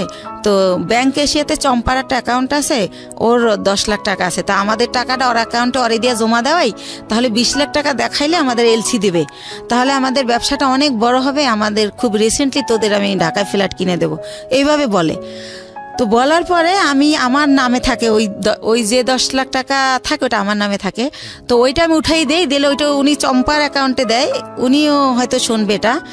তো দেওয়ার পরে দেখেন আমার টাকাটা চম্পার হয়ে গেল। তো সেভাবে এক এক করে আমার সব কিছু এরা দখল করে নিছে। তো এর মধ্যে আমার ছেলেটা তো মাশাআল্লাহ বড় হয়। তো এর আগে আরেকটা কথা ফেলাই যায়, 2009 সালে আমার ছেলে একটা মুক্তিযুদ্ধের গানের উপর নাচ করে বৈশাখী টিভিতে, ওইটা দেখার পরে ওরে অনেক চ্যানেল থেকে ডাকে। তো তারপরে আমি ওরা অনেক কিছুতে ভর্তি করি। তারপরে হচ্ছে ও 2009-এর শেষের দিকে বাংলাদেশ টেলিভিশনে একের পর এক প্রোগ্রাম করে। তো এই যে আমার টানাপোড়ের কারণে, আমি ছেলেকে নিয়ে দৌড়ানোর কারণে, আর আমার তো বিশ্বাস ছিল যে ভাই আমার সাথে বিশ্বাসঘাতকতা করবে না। তো এভাবে আমার ছেলের এই যে গান অভিনয় করে, নাটক বড় ছেলেটা, ঠিক আছে, বড় ছেলে না, দুই ছেলে, বড় ছেলেটা, ছোটটা না, ছোটটা ঘরেই থাকে, ওরে কোথাও নেই না, ও হয় ছোট, ওর ওই হিস্ট্রি বলবো না, চোখ ফোটে না, 7 মাসের সময় বের করে ফেলতে হয় আমার অসুস্থতার কারণে। কেন বলবেন, এটা আপনার লাইফের অনেক বড় পার্ট। এবং এই অপ্রাপ্ত বয়স্কে যে বাচ্চাটা হলো, এই বাচ্চাটার জন্য তো ভবিষ্যৎ অন্ধকার হয়ে যাওয়ার মতো অবস্থা, এবং আপনার জন্য সেটা অনেক বড় রিস্কি ছিল, বলেছেন আপনি। ইনফ্যাক্ট এতটুকু বলা ঠিক আছে। আচ্ছা ঠিক আছে। তো যাই হোক, আমি বলছিলাম না যে 2 মাস ছিলাম হসপিটালে, তো এই জন্য ছোট ছেলেটাকে কোথাও নেও না, কিছু শিখাইও না, বড় ছেলেটাই। তো এর মধ্যে হচ্ছে যেটা হয় যে আমি এখন 2 ছেলে নিয়ে কি করব। এর মধ্যে 8 সালের পরে আমার স্বামীর সাথে টোটালি আমার আর মানে কোনো খোঁজ কেউ দিতে চাইলে আমি নেই না, বা আমি এমন জায়গায় বাসা ভাড়া নেই যে সে জানি নাচে নেই, কারণ তার যে সিমটম এগুলো যেন আমার ছেলেরা না দেখে। আমার ছেলেরা জানি ভালোভাবে মানুষ হয়, আমি ওদেরকে মানুষ করব। তো এইভাবে যখন আমাকে নিঃস্ব করে দেওয়া হয়, দুলাল ভাই সব কিছুই সে আমাকে দেবে বললে নিখোঁজ হয়ে যায়। কিছুই দেয় না, আপনার বিজনেস সমস্তটুকু নিয়ে সে নিখোঁজ, একদম নিখোঁজ। সবকিছু যখন নেওয়া শেষ, যতদিন বাকি ছিল ততদিন আমাকে আশা দিত যে এই তো সামনের মাসে তোরে 7 লাখ টাকা দিতেছি, এভাবে আশা দিত, তা 3 লাখ টাকা দিতেছি। পরবর্তীতে আর আমার কিছুই দেয় না, সে নাই হয়ে যায়। তো তখন আমি মেন্টালি এতটা ডিজাস্টার্ড হয়ে যাই, আমি পাগল হয়ে যাই টোটালি। আমি রাস্তায় রাস্তায় শুধু শুধু হাঁটি। আমি সেই গ্যান্ডারের থেকে বুদ্ধিজীবী শহীদ মিনার যে 34 মাস দুপুরবেলা রোদ্রে আকাশের দিক তাকায় কান্না করি আর আল্লাহর সাথে কথা বলি, আকাশের সাথে কথা বলি যে আল্লাহ তুমি বিচার করো, আল্লাহ আমার অপরাধটা কি, আমার বাবা মামার দিকে তাকাইলো না, আমি অনেক কষ্ট করে একটা বিজনেস করলাম, একজনের বিশ্বাস করলাম, সে এটা করলো, আমার স্বামী এটা করলো, আমার অপরাধটা কি, মানে এটা আমি কারে জিজ্ঞেস করবো পাই না। তো আমি আকাশের কাছে জিজ্ঞেস করি, আকাশের দিক তাকাই তাকাই কান্না করি আর বলি। তো এই টাইমটাতে আমি ভাইয়া 3টা মাস আমি শুধু ওর স্যালাইন খেয়ে বেঁচে থাকি। মানে যখন দেখি আমি আর পারি না তখন একটা স্যালাইন গোলাই আর খাই। আমার ব্যাগে সবসময় পানি থাকে 1/2 লিটার আর স্যালাইন থাকে 4-5টা। তো এভাবে আমি 3টা মাস, আমার মনে আছে আমি ভাতের আহার গেলতে পারি না। আমার কি হলো, আমার কি হবে, আমি নিঃস্ব হয়ে গেলাম। দুলাল ভাইরা আর আমি খুঁজে পাই না কোনোভাবে, সে নাম্বার চেঞ্জ করে ফেলে। তো যাই হোক, তার বাড়ি ঠিকানা জানতাম, কিন্তু বাড়ি যাই আমি কি করব, কাকে বলবো এটা, সে তো বাড়িতে যায় নাই। তো যাই হোক, এভাবে গেল এই পার্ট। তো তখন আমার তো এই বাচ্চা দুইটাকে কিছু করে খাওয়াতে হবে ভাইয়া। তো তখন আমি চিন্তা করলাম, আমি এর আগে ওই যে বড় জমিটা যে কিনলাম তার পরপরই আবার একটা ছোট জমি কিনি, 5 কাঠার জমি। এটাও আমার এক চাচার থেকে কেনা। তো আমি চিন্তা করলাম যে এই 5 কাঠা জমি বিক্রি করে আমি কিছু একটা করি। তো তখন ওই 5 কাঠা জমি আমি বিক্রি করব। এখন আমি যাকেই ঠিক করি, যেই আমাকে জমিটা কিনবে, যে জমিটা অ্যাডভান্স করতে যায়, তাকে আমার বোন থেরেট দেয়, বড় বোন, যে ওই জমি কিনলে তোর পা ভাঙা হাতও ভেঙে ফেলবো। লাস্ট পর্যন্ত আমার সৎ কাকা কিনবে, কালকে আমাকে 1 লাখ টাকা দিবে। আজ রাত 12টার সময় আমার কাকার নামে একটা মিথ্যা মামলা দিয়ে তাকে অ্যারেস্ট করানো হয়। তো এটা কেন করানো হয় আমি কোনোভাবে জানতে পারি না। তো একজনের কাছে জিজ্ঞেস করি, আমার বাবা মার কাছে জিজ্ঞেস করলে তারাও বলে না, তারা বলে আমরা জানি না। তো তখন শুনতে পারি যে জমি আমার বোন কিনবে, বাইরে বেচতে দেবে না সেজন্য। তো তখন আমি বাধ্য হয়ে আমার মাকে বলাই যে তাহলে বরাপারে বলো আমার জমিটা কিনতে। তো এর মধ্যে আমি শর্টকাট খুলে একটুখানি বলি, আমার বড় দুলাভাই বাংলাদেশের 20 জন ধনীর একজন, উনি বিশাল বড় লোক। তারপরে আমার ইমিডিয়েট যে ছোট, সে সৌদি আরবে বিজনেস করছে 25 বছরের মতো, সেও অনেক ভালো অবস্থায়। তো এরাও কিন্তু বড় লোক। তো আমার সেজো ভাইটাও মালয়েশিয়াতে ইঞ্জিনিয়ারি পোস্টে গেছে, উনি, সেও অনেক টাকার মালিক, আল্লাহর রহমতে অনেক ভালো পজিশন তার। অথচ এই যে আমি যখন তাদেরকে জানালাম যে এরকম দুলাল আমার সব মেরে পলাই গেছে, এখন আমার মৃত্যু ছাড়া উপায় নাই, আমার ঘরে ভাত নাই, আমার ঘর ভাড়া দেওয়ার মতো টাকা নাই, মানে এগুলো যখন প্রকাশ করলাম, তারা আমাকে খুব অপমানজনক কথাবার্তা বলল সবাই। মানে কোনোভাবে কেউ 5 টাকা দিয়ে আমাকে হেল্প করলো না। তো তারপর আমি ডিসিশন নিলাম জমি বিক্রি করার। এখন আমার বোন জমি কিনবে, কিন্তু সে কিন্তু আমাকে 5,000 টাকা দিয়ে হেল্প করলো না। তো যাই হোক, আমি বাধ্য হয়ে রাজি হলাম তাকে জমিটা দেওয়ার জন্য, মাকে দিয়ে বলালাম। তারপরে আমি গ্রামে গেলাম, তারপরে সে একজনকে দিয়ে জিজ্ঞেস করাইলো আমি জমির দাম কত চাই। তা আমার মা আমার শিখিয়ে দিল, তুমি বললো যে আপা তোমার যা ইচ্ছা তাই দিও, তাহলে তুমি বেশি পাবা, দাম টাম চাইও না। তো আমার মার কথাই আমি আমার বোনকে বলি, ওই যাকে দিয়ে বলায় তাকে বলি। তো পরের দিন আমাকে রেজিস্ট্রি করতে নিয়ে যায়, আমাকে কিন্তু 1 টাকাও দেয় নাই, বা কতটুকু জমি বা কত দাম কিছুই বলে নাই। তো ম্যাজিস্ট্রেট যখন জিজ্ঞেস করে আমি বলি যে হ্যাঁ টাকা বুঝে পাইছি। তো উনি আসার পর আমাকে মাত্র 1 লক্ষ টাকা দেয়, দিয়ে বলে যে তোর জমির দাম হচ্ছে 2,35,000, তো আর 1,35,000 টাকা আমি 15 দিন পরে দেবো। তো আমি 1 লাখ টাকা নিয়ে ঢাকায় চলে আসি। কিন্তু ওই যে দুলাল আমার টাকা দেয় না, আমি বাসা ভাড়া ছিলাম, ওই বাসা ভাড়া বেজে যায়, তারপরে ঋণ করে খাই ফ্রেন্ডদের কাছ থেকে, ছেলের খরচ করি স্কুলের। তো এভাবে ওই টাকা ঋণ দিতেই চলে যায় 1 লাখ। তো তখন আমি ব্যবসা আবার কিভাবে করব? তখন আমি আবার আমার বোনকে বলতে বলতে আমার মা বলে যে তুমি বাড়িতে আসো, আবার যাই। তখন আমার বোন আবার আমাকে 1 লাখ টাকা দেয়, দিয়ে বলে যে এই 35,000 টাকা বাকি আছে, এইটা তুই চাবি না, ফোন করে কখনো বলবি না, আমার যখন হবে আমি তোরে ফোন করেই বলবো, তখন তোরে দিয়ে দেব। আচ্ছা ঠিক আছে। তো ভাইয়া, আল্লাহ যার উপরে নারাজ হয় তার হয়তো সব দিক দিয়েই হয়। তো তখন উনি 1 লাখ টাকা দেয়, ওই টাকাটাই না আমি ইন্ডিয়ার ব্যবসা শুরু করি। তো ব্যবসা শুরু করি ইন্ডিয়ার কসমেটিকের ব্যবসা। কয়েকজন আপার সাথে পরিচয় হয়, তাদের সাথে যাতায়াত করি, এভাবে চলতেছি। হঠাৎ করে আমার ব্যাক পেন শুরু হয়, আমি উঠতে পারি না, বসতে পারি না, খুব যন্ত্রণা। তো বাংলাদেশে যখন ডাক্তার দেখাই, দেখাতে পরীক্ষা নিরীক্ষার পর যেটা বলে যে আমার একটা কিডনি ড্যামেজ হয়ে গেছে। ওহো। তো একটা কিডনি ড্যামেজ কত সালের ঘটনা এটা? কত সালের ঘটনা এটা? হচ্ছে 13 সালের ঘটনা। 13 সালের ঘটনা। তো তখন তো আপনার জাহিদের সঙ্গে যোগাযোগ সম্পূর্ণ কোথায় আছে, কি করছে কিছু জানি না। না, তো তখন আমার ড্যামেজ হয়ে গেল। তো আমার আত্মীয় স্বজনকে আমি ব্যাপারটা জানাই, মানুষ দিয়ে জানাই। কিন্তু ভাইয়া কষ্টের কথা হলো, আমার এক সৎ ফুফুর ক্যান্সার হয়েছিল, তাকে কেমো দেওয়ার জন্য আমার বোন প্রতি মাসে তার কেমোর খরচটা দিত। কিন্তু বাইরের মানুষের দেয়, যে ওর মেয়ে বিয়ে হয় না, বিয়ে দিয়ে দেয়, যার যা লাগে দেয়। কিন্তু সে আমাকে কোনোভাবে হেল্প করলো না। হেল্প না করলে আমার যে পুঁজিটা ছিল ওইটা দিয়া, আরেকটু বলি, তো বাংলাদেশে বলে ড্যামেজ হয়ে গেছে। তো আমার অনেকে বলে যে ইন্ডিয়ার ডাক্তার ভালো, ইন্ডিয়াতে দেখাও। তো ইন্ডিয়া দেবী সেটি নামের একটা হসপিটাল মুকুন্দপুরে, সেখানে আমি দেখাই। ডক্টর বুজুরিয়া, উনি কিডনি বিশেষজ্ঞ ছিলেন। তো উনি পরীক্ষা নিরীক্ষার পর বলে যে আপনার কিডনি ড্যামেজ হয় না, এটা মিথ্যা রিপোর্ট, আপনার কিডনি ছোট হয়ে গেছে, একটা কিডনি একটু ছোট হয়ে গেছে, আপনি বেশ কিছুদিন অনাহারে ছিলেন, খাবার দাবার খাইতেন না, সেই জায়গার থেকে এটা হয়েছে। তো আপনি ঠিকমতো খাবেন, পানি খাবেন, আর প্রস্রাবে ধরলে লেট করবেন না। আর ওষুধ দেয় 3 মাসের। তো 3 মাস ওষুধ খাওয়ার পরে আল্লাহর রহমতে মাত্র 2টা আইটেম ওষুধ দেয়, কিন্তু আমি 3 মাস পর আল্লাহর রহমতে ভালো হয়ে যাই। তো ভালো হয়ে যাই, এরপরে ওই যে 1 লাখ টাকা বাকি থাকে আমার বোনের কাছে, সেই 1 লাখ টাকাও তো আইনা এই যে চিকিৎসার কারণে প্রায় শেষ। তো তখন আমি 35,000 টাকা পাই, ওইটা চাইলে সে একেবারে না করে দেয়, সে বলে আমি টাকাই পাবো না। তখন আপনার কাছে দুটো সন্তান। হ্যাঁ, এবং আমার কাঁধে 2টা সন্তান। ইভেন্ট আমার মা চাইলেই আমারে চালাতে পারে, আমার মাকে আমার ভাইয়ারা টাকা দেয়, এবং সেও না করে দিয়েছে, সেও কোনোভাবে আমাকে হেল্প করে না। বলেন তারপর। প্রিয় শ্রোতা, আমরা ছোট্ট একটা বিরতি নেব। সেই তো নিষেধ করছিল যে 35,000 টাকা চাবি না, আমি ইচ্ছা মতো দেব।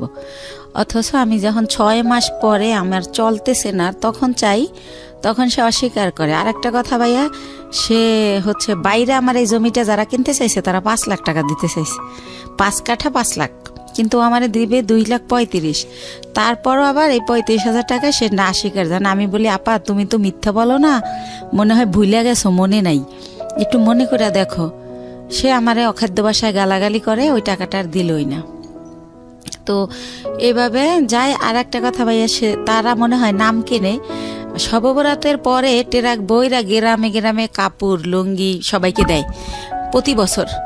তো আমি হচ্ছে 2 বছর আগে, মানে আমার ছেলে তো এবার দিল ইন্টার পরীক্ষা, তো ইন্টার যখন ও ফার্স্ট ইয়ারে ভর্তি করবো, তো ওই যে আমি অসুস্থ ছিলাম, আমার অনেক অভাব, তো তখন আমি ওরে বলি যে হচ্ছে আমার ছেলেরে ভর্তি করব কলেজে, ভর্তির তোরা হচ্ছে এমনি বলি ডাইরেক্ট যে তোরা তো সবাই জাকাত দেস, নাইলে তোদের জাকাতের টাকা থেকে আমার কিছু টাকা দে, আমার ছেলেটার ভর্তি করি। তো আমার 1 ভাই আর 2 বোনরে বলি। তো তারপর তারা আমার যেটা জানায় যে হাদিসে আছে যারা বিলাট কালেকশনের, এদেরকে জাকাত দিলে জাকাত কবুল হয় না। এটা আমার জানা মতে এটা একটা ভুল ইনফরমেশন। এটা তো ভুল, জি, এটা আমিও জানি এটা ভুল, কিন্তু তারা এটা বলে। যাই হোক, তারপরে আমি যেমনি হোক ছেলেকে ভর্তি করি। তো এভাবে আবার ভর্তি করার পর বই কেনা হয় না দেখে ছেলে কলেজে যায় না, ছোট বোনের বাসায় একটা অনুষ্ঠানে যায়, সেখানে আমার যে ইমিডিয়েট বোনটা ও আসে। তো ওরে বলে যে তুই কলেজ যাওয়া শুরু করছিস? কয় না, আম্মু তো এখন আমার বই কিনে দেয় না, এই জন্য যাই না, যাবো কয়েকদিন পরে। আম্মুর তো অনেক সমস্যা, কি যে করব, মনে হয় কি পড়াশোনার দরকার নেই, একটা জব নিয়ে নেই। তো আমি তো ছোট মানুষ, আমার জব দিব কে? আমার বোন উঠে বলে কি যে তোর মার এত সম্পদ আছে, তোদের কিসের অভাব, সম্পদ বেচা তোর পড়ালেখা কর, তুই বড় হলে চাকরি করবি।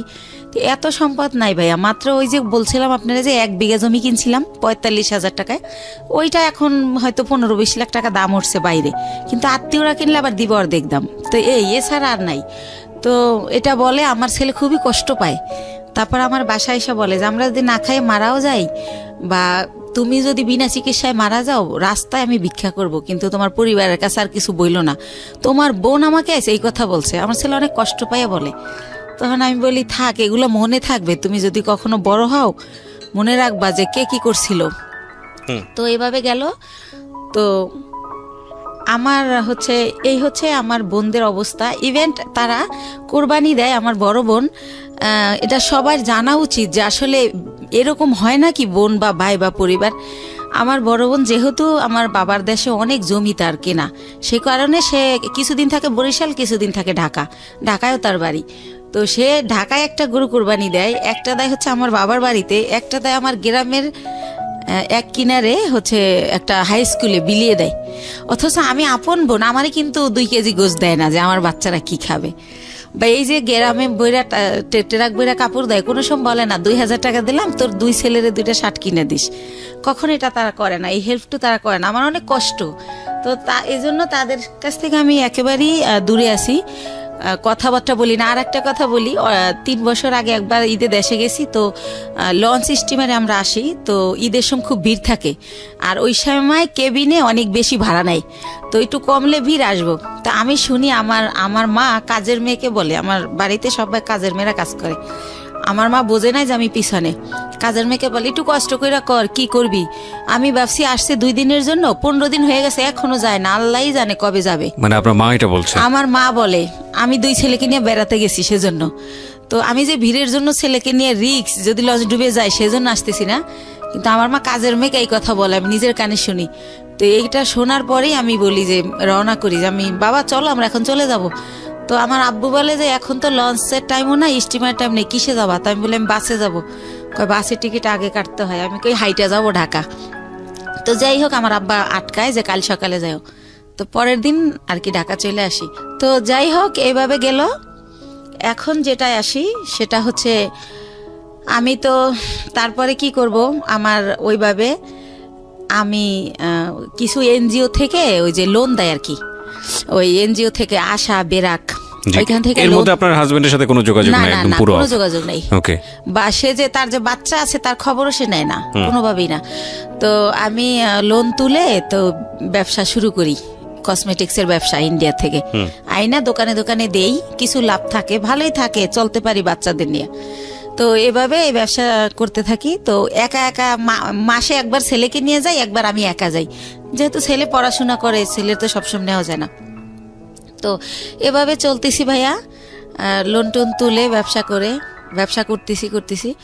তো এর মাঝে আবার কি হয়, আমার অনেক আগে আমার পায়ে একটা প্রবলেম হয়েছিল, কেউ একজন আমাকে মেরে এই গিটটা লড়াই দিছিল পায়ের। তো তখন ভালো হয়ে গেছিলাম। তো সেটা হচ্ছে কে একজনকে আমি নামই বলি, ওই যে আমার ভাই, যখন আমি তার একটু গালাগালি করছিলাম যে আপনি আমার টাকা দিয়ে ফ্ল্যাট কিনছেন আর আমার এখন ভিক্ষা করতে হবে, আমার কিচ্ছু নাই, আমি বাচ্চাদের নিয়ে কোথায় দাঁড়াবো।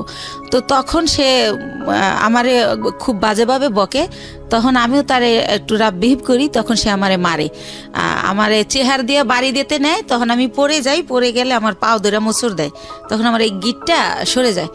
তো তখন আমি অনেক কান্না করি, আমার ছেলে খুব চিৎকার করে কান্না করে। আমার ছেলেকে আমি এত আদর করি, মানে কি বলবো, আর আমার ছেলে ওরকম। তখন বলে বাবা তোমার আম্মু নাটক করতেছে, অত ব্যথা পায় নাই। তখন ও বলে না মামা, আমার আম্মু সত্যি ব্যথা পাইছে, ও খুব কান্না করে। তারপর আমার সুমানা হসপিটালে নিয়ে গেলে ডক্টর জিজ্ঞেস করে এটা কিভাবে হলো। তখন আমারে মাপ চায়, দূরে থেকে হাত দিয়া, যে বলিস না, মাপ চায়। তো তখন আমি কি বলবো, তখন আমি ব্যাপারটা না বলে তো ডক্টর বুঝবে না। তখন আমি বলি কি আমার হাজবেন্ড আমাকে এভাবে মারছে, আসলে তো হাজবেন্ড না, হাজবেন্ডের সাথে আমার যোগাযোগই নেই। তো এইভাবে ওই ব্যথাটা ভাইয়া হঠাৎ করে, যেহেতু ইন্ডিয়া যাতায়াত তো জানেন, অনেক ঘন্টা বাসে বসে থাকতে হয়, তো অনেক ঘন্টা বসে আবার আসতে হয়, সে কারণে কি না হঠাৎ করে আমার ওই বাম পাটা আবার প্রচন্ড ব্যথা। তো আমার ছেলে আমাকে নিয়ে সরর দিতে গেল, ইয়াতে গেল, পঙ্গুতে গেল। তো তারা আবার রেফার করলো নিউরোলজি হসপিটালে। জি। তো নিউরোলজিতে আমাকে বললো এমআরআই করতে হবে। তো এমআরআই ওইখানে সরকারি এমআরআইতে ফি কম, কিন্তু 15 দিন পরে সিরিয়াল পরে। তো এই 15 দিন তো আমি সহ্য করতে পারবো না, আর আমি বেকার থাকলে আমার বাচ্চারা কি খাবে। তখন আমি বেসরকারি ইয়াতে পপুলারে যাই, ওই পপুলারে আমার থেকে 13,000 টাকা নেয় এই টেস্টটার জন্য। ওকে। তো এইভাবে আমি টেস্টটা করার পরে তারা বলে যে আমার ওই যে পুরানা যে মোচড় দিছিল সেইখানটার একটা আঘাত আছে রগে, ওই কারণে আমার এই প্রবলেমটা হয়। তো বইলা দেয় যে আমার হচ্ছে একেবারে 6 মাস বেড রেট, সোজা শুয়ে থাকতে হবে। আমি যদি সোজা শুয়ে না থাকি তাহলে আমার এই রগের প্রবলেম যাবে না। তো এইভাবে ইঞ্জেকশন দেয়, ওষুধ দেয়, কমে না, বলার পর এইটা বলে। তা আমি এতদিন যদি শুয়ে থাকি আমার বাচ্চারা কি খাবে, আমি ঘর ভাড়া দেবো কি দিয়া। তো তখন আমার বাচ্চা সবাই কাছে এটা বলে যে আমার মার এই অবস্থা, খুবই কান্নাকাটি করে। তার বাবার নাম্বার জানি কার কাছ থেকে সংগ্রহ করে তারেও ফোন করে যে আম্মু এরকম হসপিটালে ভর্তি। তো কোনো জায়গা থেকে কেউই আসে না, আল্লাহর রহমতে কেউই হেল্প করে না। তো আমার পরিচিত যারা আর কি, যাদের সাথে একসাথে বিজনেস করতে যাই, ইন্ডিয়া যাই আসি, অনেকগুলো মহিলা, আমরা সবারই যার যার সংসারের প্রবলেম, তারা এটা করে থাকে। তো ওই সব আপারা আমারে বলে যে বাংলাদেশে তো তুমি সুস্থ হইতে অনেক টাইম লাগবে, আর তোমার বাচ্চারা খাবে কি, তোমার আমরা কোলে করে শোয়াই বাসে করে ইন্ডিয়া নিয়ে যাই, হয়তো বা ইন্ডিয়া গেলে ভালো হবা। তো একটু তো আমার চলার ক্ষমতা নাহলে আমি ইন্ডিয়া কিভাবে যাব। তার মধ্যে একটা কথা বলি ভাইয়া, আমারে যখন ওই পপুলারে ওই একটা মেশিন মানে টলিতে শোয়াই দেয়, তো 2জন নার্স কেউ আমাকে হেল্প করলো না। আমার ছেলেকে বলে কি উঠাই দাও তোমার মাকে। তা আমার ছেলে তো আর অত বড় না, সে আমারে তাও কিভাবে জানে আল্লাহ জানে, ও আমারে কোলে করে শোয়াই দেয়। তো ওইভাবে আমার এমআরআই যখন শেষ, আমি বের হই, তখনও কোনো একটা নার্স আমাকে ধরে না, বলে এই তোমার আম্মুকে নামাও। তো আমার ছেলে আমাকে জায়গায় নামাইতে গিয়ে ছেড়ে দেয়, মানে আমার ভার বহন করতে পারে না। তখন ভাইয়া ব্যথার মধ্যে আরো ব্যথা পাই, তো এত চিৎকার করতে থাকি। তখন ছেলে নিজের অপরাধী ভাবে যে আম্মু আমি তো আর ব্যথা দিলাম। তখন ওরে ঠান্ডা করার জন্য আমি বলি না কিছু হয় নাই, এমনি তো আমার ব্যথা তো এমনিই করে, তোমার জন্য না। তো আবার আমার সরর দিতে নিয়ে যায়। নিয়ে গেলে কি হয়, ওখানে ইমার্জেন্সিতে একটা সাথে সাথে হাড়ের মধ্যে ইঞ্জেকশন দেয়। ওই ইঞ্জেকশনটা দিলে ব্যথাটা একটু কমে, এটা ও জানে, কয়েকবার নেছে। তো আমার আর ওই ইয়ে থেকে পপুলার থেকে বাসায় না নিয়ে যায় সরর দিতে। তো ওই দিন এইভাবে যাওয়ার সময় যাই, যে সিএনজিটা দিয়ে নিয়ে যায়, তো ওই সিএনজি ড্রাইভারকে আমার ছেলে বলে, যেহেতু আমার ছেলে ছোট মানুষ, আমার বাসা থাকে তখন লেক সিটি হাউজিংয়ে, এ বলক রোড নাম্বার 1, ওই বাড়িতে থাকি। তো বলে কি যে আঙ্কেল আপনার গাড়ি কোন দিকের? তো বলে এই যে মোহাম্মদপুর 3 রাস্তার। তো বলে কি যে আম্মুরে তো প্রতিদিন সন্ধ্যা ইঞ্জেকশন দিতে নিয়ে যেতে হয়, নিউরোলজিতে অথবা সরার দিতে, প্রতিদিনই মানে কয়েক ঘন্টা পরে জানি আমার ব্যথাটা বেড়ে যায়, আমার এটা মনে নাই। তখন বলে যে আপনি যদি নাম্বার দিয়ে যেতেন, ফোন দিলে আপনি এসে একটু নিয়ে যেতেন আমাদের, নাইলে আমি আম্মুরে রাইখা গাড়ি আনতে যাই, ড্রাইভাররা ভিতরে আসতে চায় না। তো এইভাবে ওই আমার ছেলে এই নাম্বারটা নেয় ওই ড্রাইভারের। তো তারপরে পরের দিন হচ্ছে আমার নিউরোলজিতে ওই যে রিপোর্ট নিয়ে যেতে হবে এমআরআই, যে আমার কি পজিশন দেখাইতে। তো উনি ফোন করে, আমার ছেলে আসে। তো যাই, তো গেলে কি হয়েছে, সরকারি তো সিরিয়াল থাকবেই। তো আমার ছেলে বলে আঙ্কেল আপনি কি একটু ওয়েট করে আমাদের নিয়ে যাবেন আবার বাসায়? ঠিক আছে বাবা, নিয়ে যাব। তো উনি বসে, তো দেখি আধা ঘন্টা, তারপর আমার সামনে আরো 5 জন। তো আমি ফোন দিয়ে বলি যে ভাইয়া আপনি চলে যান, আমার অনেক লেট হবে। তো উনি বলে যে না আমি বসি, আপনি আবার পরে সিএনজি কোথায় পাবেন, তাছাড়া তো আমি আপনার সবসময় নিই, উনি ইচ্ছা করেই থাকে। তারপরে হচ্ছে এই লোকটা কি করে যে বসে থাকে। তো আমার যখন সব কাজ শেষ আমি আসি, তো আমি তো হুইল চেয়ারে থাকি, তখন আমি পায়ে হাঁটতে পারি না ভাইয়া, হুইল চেয়ারে আসি ওই গাড়ি পর্যন্ত। এখন ওই গাড়ি পর্যন্ত হুইল চেয়ার নামানো যাবে না, সিঁড়ি। তো সেজন্য আমার ছেলে তো আমার কোলে করেও নিতে পারতেছে না। তো আমার ছেলে বললো আঙ্কেল আপনি একটু আমার আম্মুর এক সাইড দিয়ে হাত ধরেন, আমি এক সাইড দিয়ে ধরি। তো এইভাবে আমার নিল। তা আমার বাসায় যখন নামাই দিল, আমি চিন্তা করলাম লোকটা প্রায় 1-1.5 ঘন্টা বসে আসিল। তো উনি তো এতক্ষণে অনেক টাকা মারতে পারতো। এমনি আমার যাতায়াত ভাড়া হয় 400 টাকা নিউরোলজি থেকে আমার বাসা যেহেতু মোহাম্মদপুরে। তো আমি ওনার একটা 1000 টাকার নোট দেই। তখন উনি বলে আপা আমার কাছে ভাঙতি নেই, আমি প্রথম আপনাকে নিছি। তো আমি বলি ভাইয়া ভাঙতি লাগবে না, পুরাটাই আপনাকে দিছি, আপনি তো অনেকক্ষণ বসে ছিলেন। তারপর বলে থ্যাংক ইউ আপা, আসলে আপা আপনার মন অনেক ভালো, আমি যদি নিজের গাড়ি হতো আপনার ভাড়াই নিতাম না। এটা বলে উনি চলে যায়। প্রিয় শ্রোতা, আমরা ছোট্ট একটা বিরতি যেখানটা আমি ছিলাম, বলুন তারপর। তো তারপরে যেহেতু আমার ডাক্তার বলে যে যতদিন অসহ্য ব্যথা না কমে প্রতিদিন সন্ধ্যায় ইঞ্জেকশন দিতে হবে, তো সে কারণে প্রতিদিন সন্ধ্যায় উনি আসে, এসে আমার নিয়ে যায় এই সিএনজিওয়ালা। এর মধ্যে ভাইয়া বলে রাখি আমার ছেলের হচ্ছে ইন্টারের পি টেস্ট পরীক্ষা। তো সে কারণে কি হয়, ছেলে যে টাইমে আমার ইঞ্জেকশন দিতে যাও ওই টাইমে ছেলের স্যার আসে। তো ছেলে উঠাই দেয় যে আঙ্কেল তো দিয়েই যাবে, যেহেতু আঙ্কেল বাসা চেনে। তো এইভাবে উনি আমার দিয়ে যায় নিয়ে যায় বিনামূল্যে আমি ভাড়া দেই। তো এইভাবে হয়। তো যখন একটু আমি মোটামুটি দাঁড়াতে পারি, তখন আমার ওই যে আপারা যাগোর সাথে ইন্ডিয়া যাই, তাদের সাথে আমি ইন্ডিয়া চলে যাই ওখানে আবার ডাক্তার দেখাই অর্থোপেডিক। ওনারা আমার কিছু দেয়, ওইখানে থেরাপি দেয়, তারপরে মেডিসিন দেয়। তো মোটামুটি আল্লাহর রহমতে আমি যাই, কিন্তু হুইল চেয়ারে বলতে গেলে আসার সময় আমি হাইটে আসতে পারি। এভাবে আমি ভালোভাবে বাসায় আসি। তো উনি এখন তার আমি ইঞ্জেকশন দিতে যাই না, কিন্তু উনি এমনি ফোন দেয়, আপা কেমন আছেন, কই কি করেন, এরকম এরকম ফোন টোন দিতে থাকে। তো আমার যেহেতু অনেক ওইখান থেকে আমার মাল নিয়ে আসতে হয়, সেই মালগুলো আমার ভাইয়া মার্কেটে পৌঁছাতে হয়। জি, পলোয়ালে, আপনার খদ্দর বাজার, এনএসকো টাওয়ার। কি ধরনের প্রোডাক্ট নিয়ে আসতেন? শ্যাম্পু, সেন্ট, সোনো, সাবান, এগুলো দিয়ে আপনার সংসার চলতো, মানে এই বিজনেস করেই? জি জি জি, এইটা দিয়েই আমি চলি। তারপরে ভাইয়া ওই মালগুলো তো আবার পৌঁছাতে হয়, তো ওনারাই আমি ফোন দেই ইন্ডিয়া থেকে এসে ওই মাল দেওয়ার জন্য। তো তারপরে এইভাবে ওনার গাড়িতেই এই মার্কেটেটা দেই, উনি ওয়েট করে, আবার ওই মার্কেটে যাই, উনি ওয়েট করে। তো এইভাবে পরবর্তীতে যখন আবার আমি ইন্ডিয়া যাই, তো যেহেতু ওখানে যাওয়ার পর ওই যে পায়েরটা যে আগের বার দেখাই আসলাম, তো ডক্টর বলে যে হচ্ছে কি ওই ওখানকার ডক্টরদের ব্যবহার এত সুন্দর। তো আমার এই মা করে কথা বলে যে মা আপনার কি এখন কি অবস্থা, কি জানতে চাই বলি। তারপর বলে মা আপনি 3টা দিন এবার এখানে থাকেন, 3 দিন যদি আপনার থেরাপিটা দেওয়া হয় এখানে, তাহলে আপনি 100% সুস্থ হয়ে যাবেন। আর যেহেতু আমি বলছি যে আমি এই কাজ করে খাই, তো যেহেতু আপনি একটা কাজ করে খান, তাহলে আপনি লেন্থি নেওয়ার দরকার নেই। তো সে কারণে আমি ওই থেরাপির জন্য 3 দিন যে থাকবো, সেই 3 দিন আবার আজকাল সেরকম না ভাইয়া, গ্যাপ দিয়ে।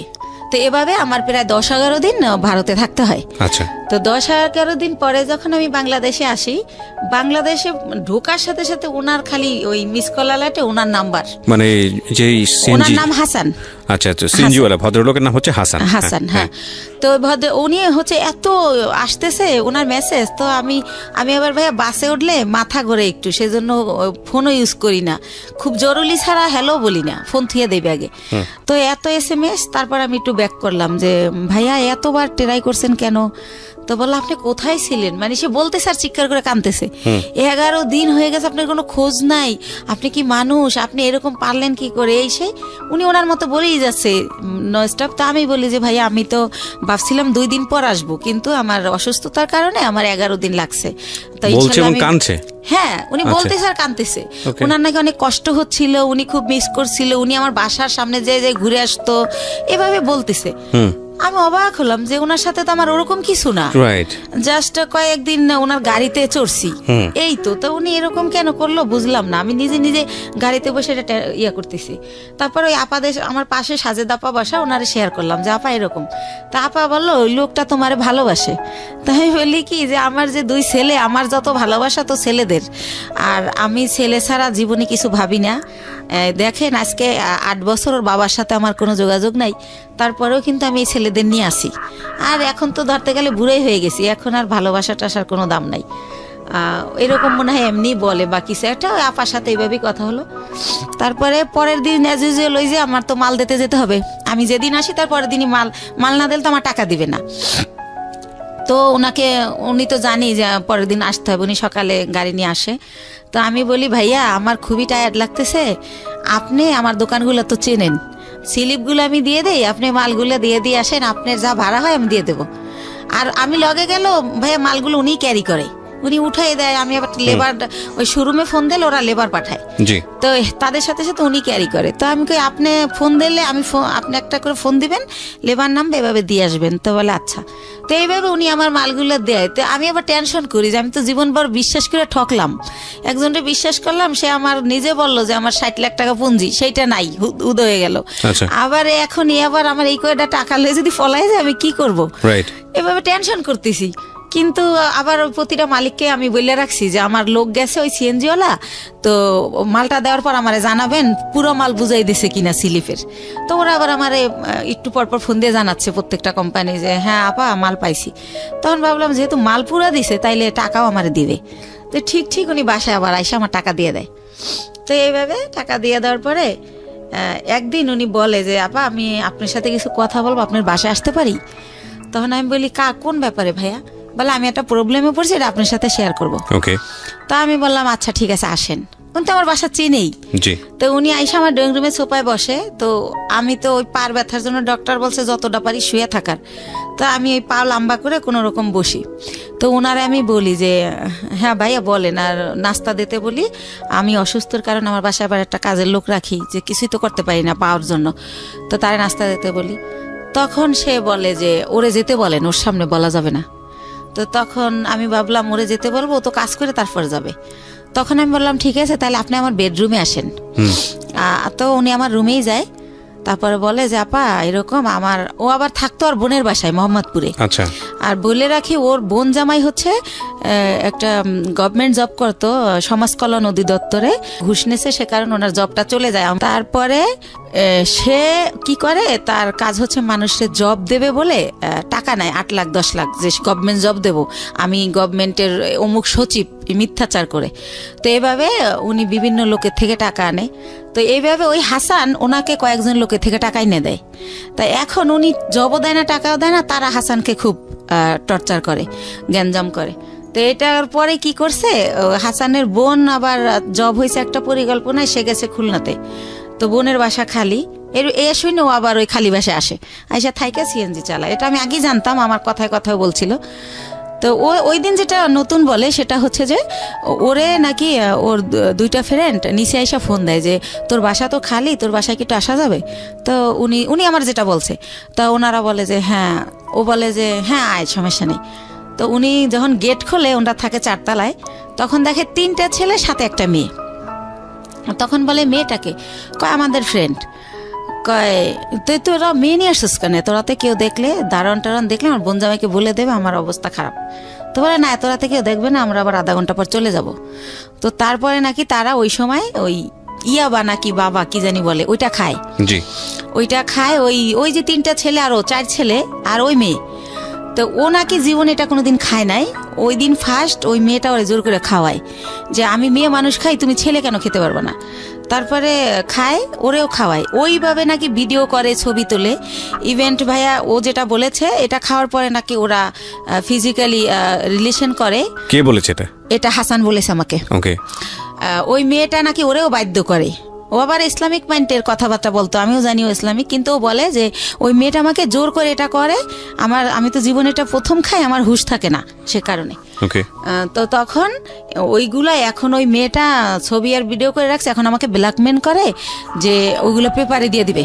মেয়েটা ব্ল্যাকমেল করে, এই ঘটনা এসে আপনাকে হাসান বলছে, হাসান বলতেছে। ওই মেয়েটার নাম শানু। তো এটাও বলে। তো বলার পরে আমি বলি ব্ল্যাকমেল কিভাবে করে? কয় দেখেন আমি কষ্ট করে গাড়ি চালাই, সন্ধ্যার পর স্ট্যান্ডে এসে আমার টাকাগুলোও নিয়ে যায়, আর যদি না দিতে চাই তাইলেই বলে যে যদি না দাস তাহলে কিন্তু ফাঁস করে দেবো, তাহলে কিন্তু পেপারে দিয়ে দেবো। তো আমি বলি আপনি তো আমাকে দিলে আপনার কি প্রবলেম হবে সেটা বলেন। কয় প্রবলেম হবে, আমি বাবা আমার একমাত্র ছেলে, আমার বাবা মা মরেই যাবে, আমার বাবা অপারেশন হয়েছে কয়েকদিন আগে, আমার মা হাই প্রেশারের রুগী। তো আমি বলি আপনি বাবা মার সাথে শেয়ার করেন বিষয়টা, যে আমি এরকম পরিস্থিতির শিকার, শেয়ার করলে তারাই আপনার ভালো বুদ্ধি দিতে পারবে আমার চেয়ে। রাইট। তারপর বলেন না এটা তো বলাই যাবে না, আমার মা শুনলে স্টক করবে, সে এরকম। তা আমি বলি কি করব আমি? তো আমি ওনারে বুদ্ধি দেই যে আপনি এখন থেকে আর টাকাও দিয়েন না, আর ওইখানে যাইন না, কয়দিন গাড়িও চালাইন না, যাতে মেয়েটা আপনার খুঁজে না পায়। তো আমি কই ঠিক আছে, অনেক চিন্তা ভাবনা করে যে আপনি মেয়েটার নাম্বার দেন। তো মেয়েটার সাথে আমি অনেক কথা বলি, ভয়টায় দেখাই যে আমি হচ্ছে ইয়াতে চাকরি করি, পুলিশ ডিপার্টমেন্টে। হ্যাঁ, তুমি এটা করো, এমনি তো ইয়াবা খাও তো আইনত নিষিদ্ধ, তারপর তুমি মেয়ে মানুষ, তারপর যে তুমি খাও তাহলে তুমি এটা ব্যবসাও করো, তোমার জেল হয়ে যাবে। এটা এইসব কই ওরে ভয় দেখাই আর কি, যাতে করে ওরেও ব্ল্যাকমেল না করে ওর কারণে। তো আবার একটু পরপর ফোন দেয়, আপা শানুরে ফোন দিছিলেন, আপা কি বলছে, এরকম বলতে বলতে তো ওই রিলেটেড হইতে গিয়ে ওর সাথে আরো বেশি কথা হয়ে যায়। তো একটা সময় সে হচ্ছে বলে যে দেখেন ও যেভাবে পারে ও আমার বিয়ে করবে যে কোনো জায়গায় ধইরা, কিন্তু দেখেন এরকম একটা মেয়েকে কি বিয়ে করা যায়, যাকে নিজের চোখে দেখছি যে অন্য ছেলেদের সাথে এরকম করছে, এটা তো বিয়ে করা যায় না। তা আমি যদি কারো বিয়ে করি তাহলে ও আমার ছেড়ে দেবে, জানবে আমার বউ আছে, আমাকে আর ডিস্টার্ব করবে না। তা আমি বলি তা আপনার বাবা মা এখন কোথায়? কয় ওনারা তো দেশে, কয়দিন পর ঢাকায় আসবে, আমাকে আসলে বলবেন জানি আপনার বিয়ে করাই দেয়।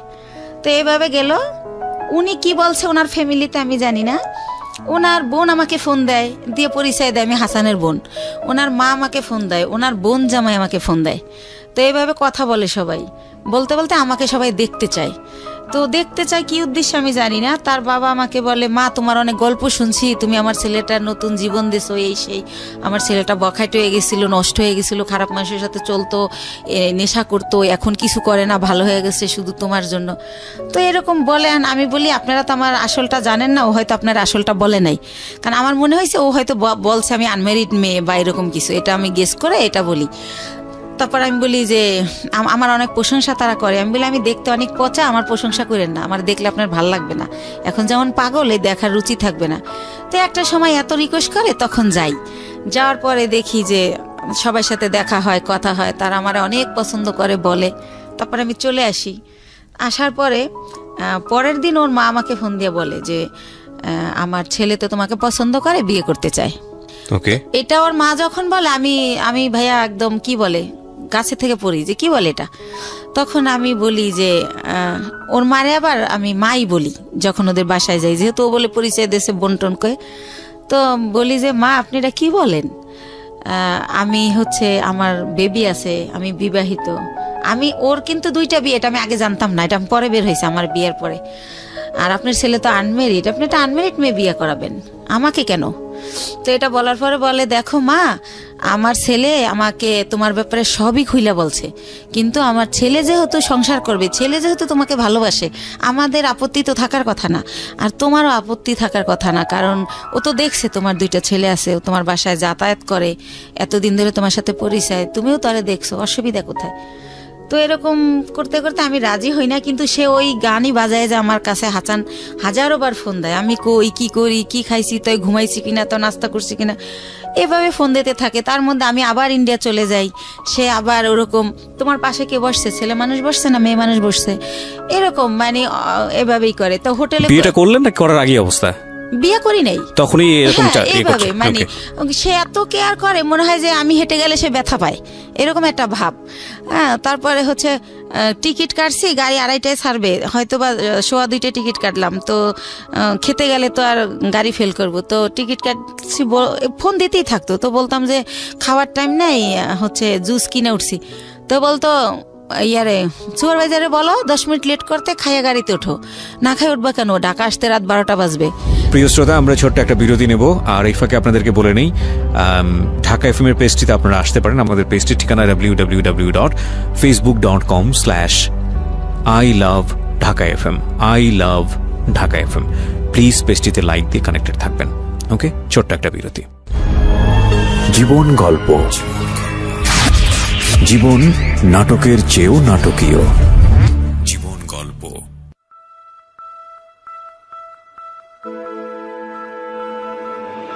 Love, hate, challenge, motivation, lies, truth, impossible, virtue, morality, something beyond entertainment. Welcome to my stage of reality. Stay tuned. Sunday and Wednesday with me, RJ Kibriya, only on Dhaka FM 90.4.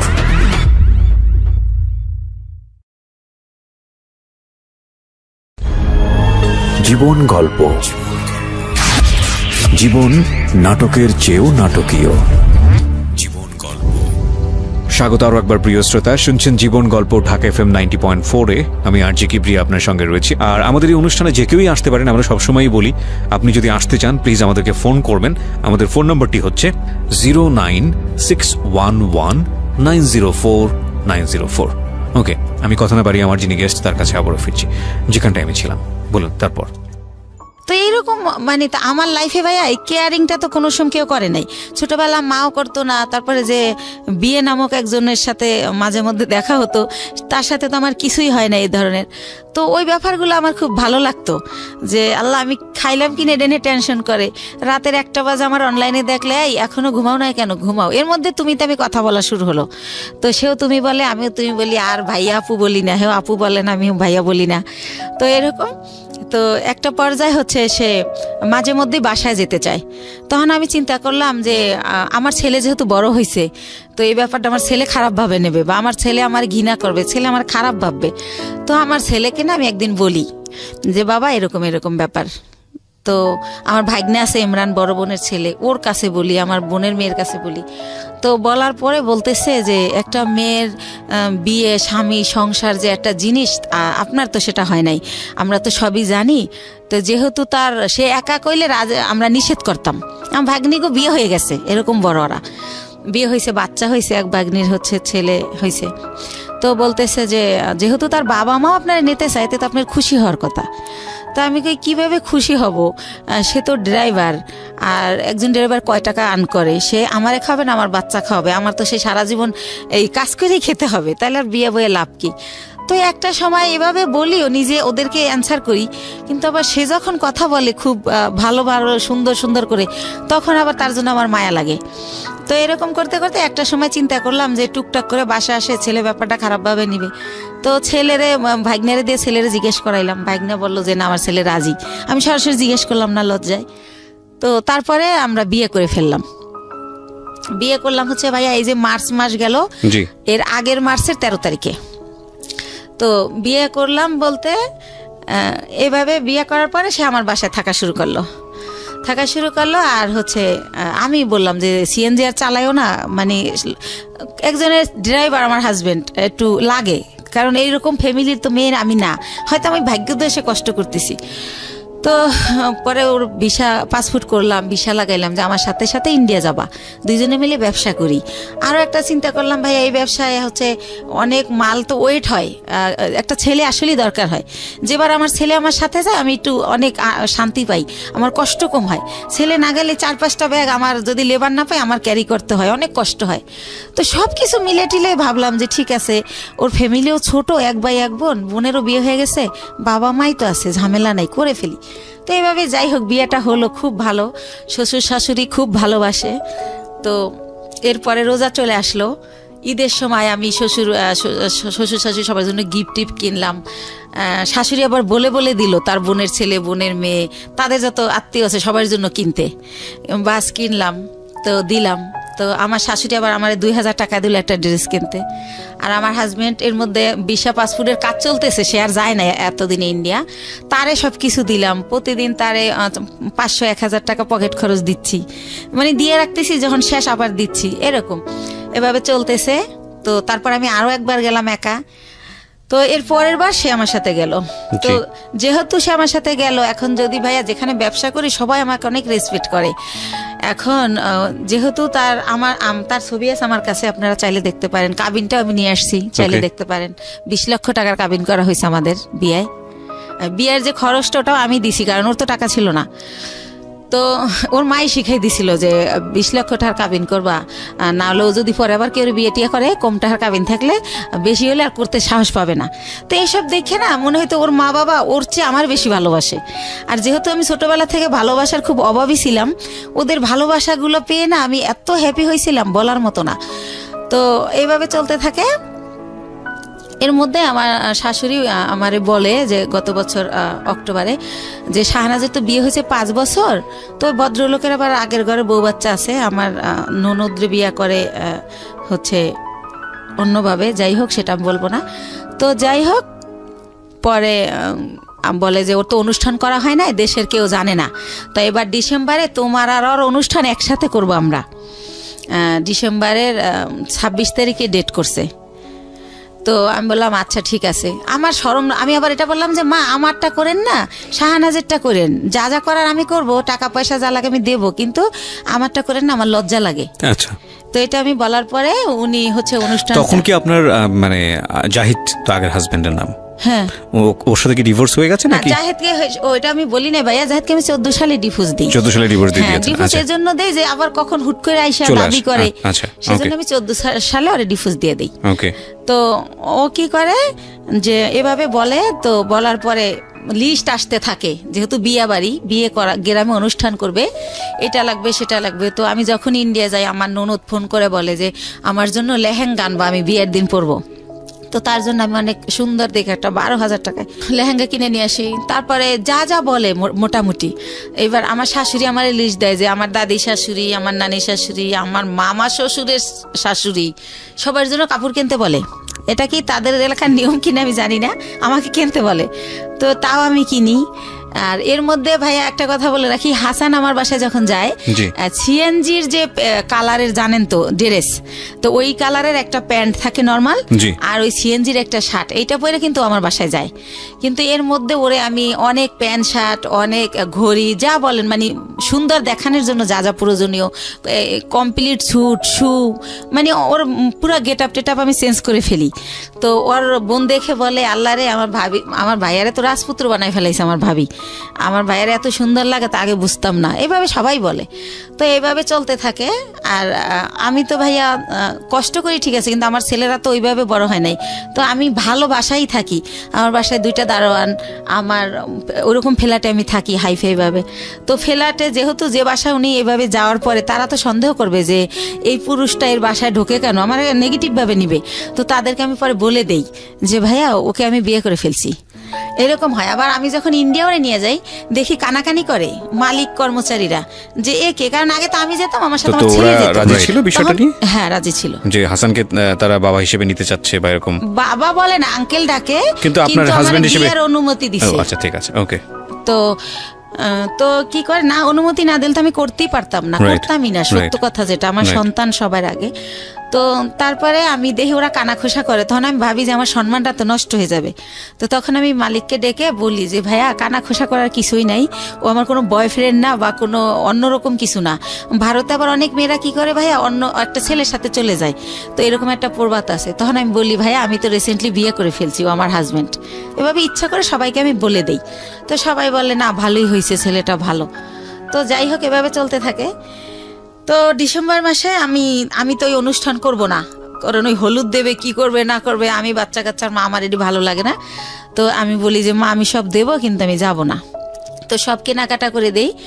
ওর বোন জামাই আমাকে list ধরাই দেয় যে সে হচ্ছে গরু কিনে দেবে, আর মুরগি হতে যত বাজার এই টাকাগুলো আমি দেব। তো এই কথায় কথায় আমি হাসানকে বলে ফেলি যে হচ্ছে আমি এত টাকা কই থেকে দেবো, তাহলে তো আমার ব্যবসার পুঁজি থাকবে না। তখন হাসান বলে যে তুমি দিতে পারবে না, তাদেরকে বইলে দিতে, আমারে বলো কেন? তখন আমি বলি তুমি আমার হাজবেন্ড, আমার ভালো মন্দ তো তোমার দেখার দায়িত্ব, তুমি এখানে থাকো খাও, আমরা একসাথে না, তো তোমাকেই তো বলবো। তখন একটা পর্যায়ে ও আমাকে বলে যে তোমার তো অনেক আছে আমি যতদূর জানি, তো এখানে কত দেওয়া লাগবে, হয়তো 50,000 বা 1 লাখ টাকা লাগবে খাওয়ানে, এটা দিতে বা তোমার অসুবিধা কি? এই প্রথমবার থেকে আমি একটা কষ্ট পেলাম। তখন আমি একদিনকে কথায় কথায় আমি বলি যে মা আমার নিজের মায়ের আদর আমি পাইলাম না, তোমারে তো মা বলেই জানি, মাই ডাকি। সে আমার একটা অনেকভাবে হাট করে, সেই কথাই বলি, মাই জানতাম এতদিন, কখন যে তুমি শাশুড়ি হয়ে গেলা বুঝতেই পারলাম না। এই কথাটা আমি বলি। বলার পরে বলে কি যে সত্য কথা বলে সবার কাছেই খারাপ লাগে, সেইভাবে রেগে রেগে বলে। তখন বলে এই শোনো তুমি আমার ছেলেকে ইটালি পাঠায় দাও। মানে শাশুড়ি বলে? আমার শাশুড়ি বলে। আমার ছেলে এই বিষয়গুলো কি আপনি আপনার হাজবেন্ডের সঙ্গে শেয়ার করতেন যে আমার শাশুড়ি এগুলো বলে, এই কথাগুলো তোমার কথা কিনা? হ্যাঁ শেয়ার করতাম। তখন হাসান কি বলতো? সে অস্বীকার যাইতো, সে বলতো আমি বলি নাই। তো তারপরে একটা সময় আমি চিন্তা করলাম যে ঠিক আছে, আমার এক বোন থাকে ইতালিতে, তো চিন্তা করলাম যাবো, ভাই ইটালি যাওয়ার অনেক খরচ, তাহলে আমার জমি বিক্রি করে দিতে হয়, তাছাড়া তো আমার টাকা নাই। তো আমি হাসানকে বললাম দেখো আমি 45,000 টাকায় জমি কিনছিলাম, রেজিস্ট্রি নিয়ে 60,000 পড়ছিল, সেই জমির দাম এখন 20 লাখ টাকা উঠে গেছে। তো এই জমি যদি এখন আবার আমি বেশি, আমার বোন কিনবে, বাইরে বেচতে দিবে না, তা আমার হয়তো 10-12 লাখ বেচতে পারবো, তাহলে তো আমার সঞ্চয় শেষ। তারপর দেখা গেল আমি কোনো কারণে যেতে পারলাম না, তাহলে তো আমার কিছুই রইলো না। তার সাথে তুমি আমি এখানে ব্যবসা করি, ভালোই তো আছি, তো ইটালি যাওয়ার দরকার কি? তখন ও বলে হ্যাঁ ঠিক আছে তাই করি, যাওয়া লাগবে না, বাদ দাও। আর বিদেশ কি ভালো নাকি? বিদেশ অনেক কষ্ট, ও বলে। হ্যাঁ ও আমার সামনে এগুলো বলে, ওদিকে যাবার আর মায়েরে বলে যে ওরে বলো আমাকে ইতালি পাঠিয়ে দিতে। তো এটা আমি আর বুঝি না। তো একদিন আর মাই বললে ফেলে, আমি বলি যে তোমার ছেলে তো মা যেতে চায় না। তো বলে কে বলছে আমার ছেলে যেতে চায় না? তুমি আমার ছেলেরে বুঝাও, তখন আমার ছেলে কি তোমার উপরে যাবে? সেই জন্য তোমার সান্ত্বনা দেয়। তো এভাবে রূপ খুলতে থাকলো। তারপরও চলতেছিল মোটামুটি। ঈদের 2 দিন আগে হঠাৎ করে আমার শাশুড়ি আমাকে বলতেছে যে ঈদের কেনাকাটা কি শেষ করছো? তো এর মধ্যে একটা কথা ফেলে গেছি, যেহেতু ভাইয়া ডিসেম্বরে ফেলে যায়নি ঠিক, সবাই আমি দিলাম সবকিছু। ইভেন শীত, দেশে মেহমান গেলে কই ঘুমাবে, সেজন্য আমি ইন্ডিয়া থেকে কম্বল আইনা দিলাম, ঠিক আছে, বড় বড় কম্বল। তো সবকিছুই তো দিলাম। তারপরে তারা আমার কিছু দিল না, তাইলে এখন ঈদে আমি তার সব ফ্যামিলিরে কেন দিব? আর আমার কাছে অত টাকাও নাই, যেটা সত্য কথা। তো তখন আমি এবার ঈদে তাদের জন্য কোনো কেনাকাটা করি না, এই একটা কারণ। আর শ্বশুর শাশুড়িকে শুধু দেব। কিন্তু 22 রোজায় আমার শাশুড়ি আমাকে ফোন দিয়ে অনর্থক কথা শোনায়, অনেক গালাগালি করে। তখন আমি বলি মা এভাবে কথা বলতেছো কেন? তারপরে ভাইয়া ঈদের দিন সে সকালবেলা মার কাছে গেল আমার বাসার থেকে, যাওয়ার পরে সন্ধ্যাবেলা আমার বাসায় গেল, যায় বলতেছে যে আমি একটা ছেলে, আমার জীবনটাই ব্যর্থা, সিএনজি চালাইতাম তাই ভালো ছিল, একটা ঈদ গেল আমি বাবা মারে কিছু দিতে পারলাম না, এবার বলতেছে। সংসারের খরচ থেকে ও দিত? না, ও কই থেকে খরচ দিবে? ও জাস্ট একবার আমার সাথে ইন্ডিয়া গেছে, একবার আমার মালের সাথে ইন্ডিয়া গেছে, এই আমার কোনো টাকা দিত না। আচ্ছা, আমার খরচই চলতো, ও আমার ওখানে থাকতো, খাইতো, সবকিছু উল্টো। আরো ওর মার ওষুধ লাগবে, 2000 টাকা পাঠাও। ওর মা আবার বললো কি, তোমার শ্বশুর একটু পর পর চা খায়, আমি লাকড়ির চুলা জ্বালাইতে পারি না। তারপরে আমি সিলিন্ডার গ্যাস কিনতে বললাম যে মা কত টাকা লাগবে, বললো যে 5000। তো আমি ঢাকা জিজ্ঞেস করে দেখলাম 3000, কিন্তু শাশুড়ি বললো 5000। তো আমি 5000 টাকা পাঠাই দিলাম। এরকমের যখন যা চায় আমি দিচ্ছি, কিন্তু তার ছেলে আন করতেছে না, বাট আমি যা লাগতেছে সবই দিচ্ছি, কোনো করতেছি না, যেহেতু আমি বলছি যে গাড়ি চালাইও না, সেজন্য। তো এভাবে চলতেছে। তো ঈদের 2 দিন পরে হাসান আমাকে বলল, শোনো তোমার একটা কথা বলি, তুমি যেহেতু 5 লাখ টাকা দিতেছো না, তাহলে যতদিন আমার এই চাকরিটা না হয় ততদিন আমি তোমার বাসায় আসতে পারবো না, এটা নিয়ে তুমি কোনো ঝামেলা করবা না। তা আমি বললাম, বাসায় আসবা না, থাকবা কোথায়? শাহনাজের বাসায়। আমি শাহনাজের বাসায় তো 2টা রুম, একটা মায় থাকে, মুক্তা থাকে, আর একটা ওরা জামাইয়েরও থাকে, তুমি কোথায় থাকবা? কয় মার সাথেই থাকবো। তো এরপরে ভাইয়া কি হয়, রাতে থাকে না, আসে 1000 টাকা 500 টাকা চায়, দেই, আবার চলে যায়। ও ট্রেনিং এ যাইতে নাকি লাগে, লাঞ্চ করতে লাগে, ট্রেনিং করায়, কোথায় আগারগাঁও না কোথায় সেটা বলে। তো আপনি সংসারের খরচ চাইতেন না, এটা তো দায়িত্ব, মানে সংসারটাকে ভরণ পোষণ করার। কার? তা আপনার হাজবেন্ডের। হ্যাঁ, দায়িত্ব তো, কিন্তু সে তো কিছু করতেছে না। এই যে সে বলতেছে যে জব, সিএনজি চালাতো, কিন্তু সিএনজি তার মাই আমাকে বলছে ওরে চালাতে দিও না, ঠিক আছে? তখন কি অফ ছিল সিএনজি? হ্যাঁ, অফ ছিল, তখন আর চালাতো না, বসে ছিল। ওকে, ও বসে ছিল বিদেই তো আমি আবার ওর পরিবারের সবকিছু খরচ দিতাম। বুঝতে পেরেছি। তো এভাবে হচ্ছে বলতেছে, আর ওই মাঝে মাঝে যায় চলে আসে, যায় চলে আসে, 10-15 মিনিট 20 মিনিট এভাবে থাকে। তো হঠাৎ করে কি হলো, ও গত মাসের 26 তারিখে আমাকে স্টেট কার্ড বইলে দিল যে দেখো আমার পরিবার চাচ্ছে না তোমার সাথে সংসার করি, তো তোমার সাথে আমার আর সংসারটা করা হবে না। ওকে।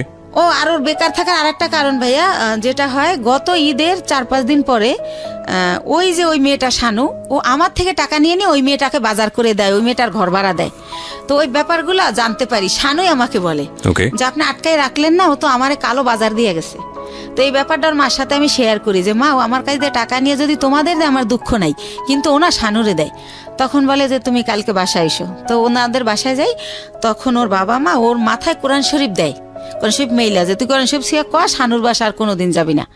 তখন ও এটা বলার পর আমরা বাসায় চলে আসি। আসার পর ও বলে, কাজটা তুমি ঠিক করলা না, এই কথাটা তুমি যদি বাবা মাকে না বলতা, তারা আমার এই কোরআন শরীফ নেওয়া হইতো না।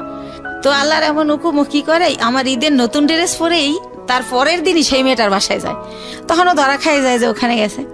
তো যেদিন ধরা খায় তারপরে 2 দিন পরে ও দেখি যে প্যান্ট পরে না, দোকানে গেলে ও প্যান্ট পরে যেতে, এখন লুঙ্গি পরে যায়। তো কি হয়েছে, তো বলে যে আমার গোড়া উঠছে।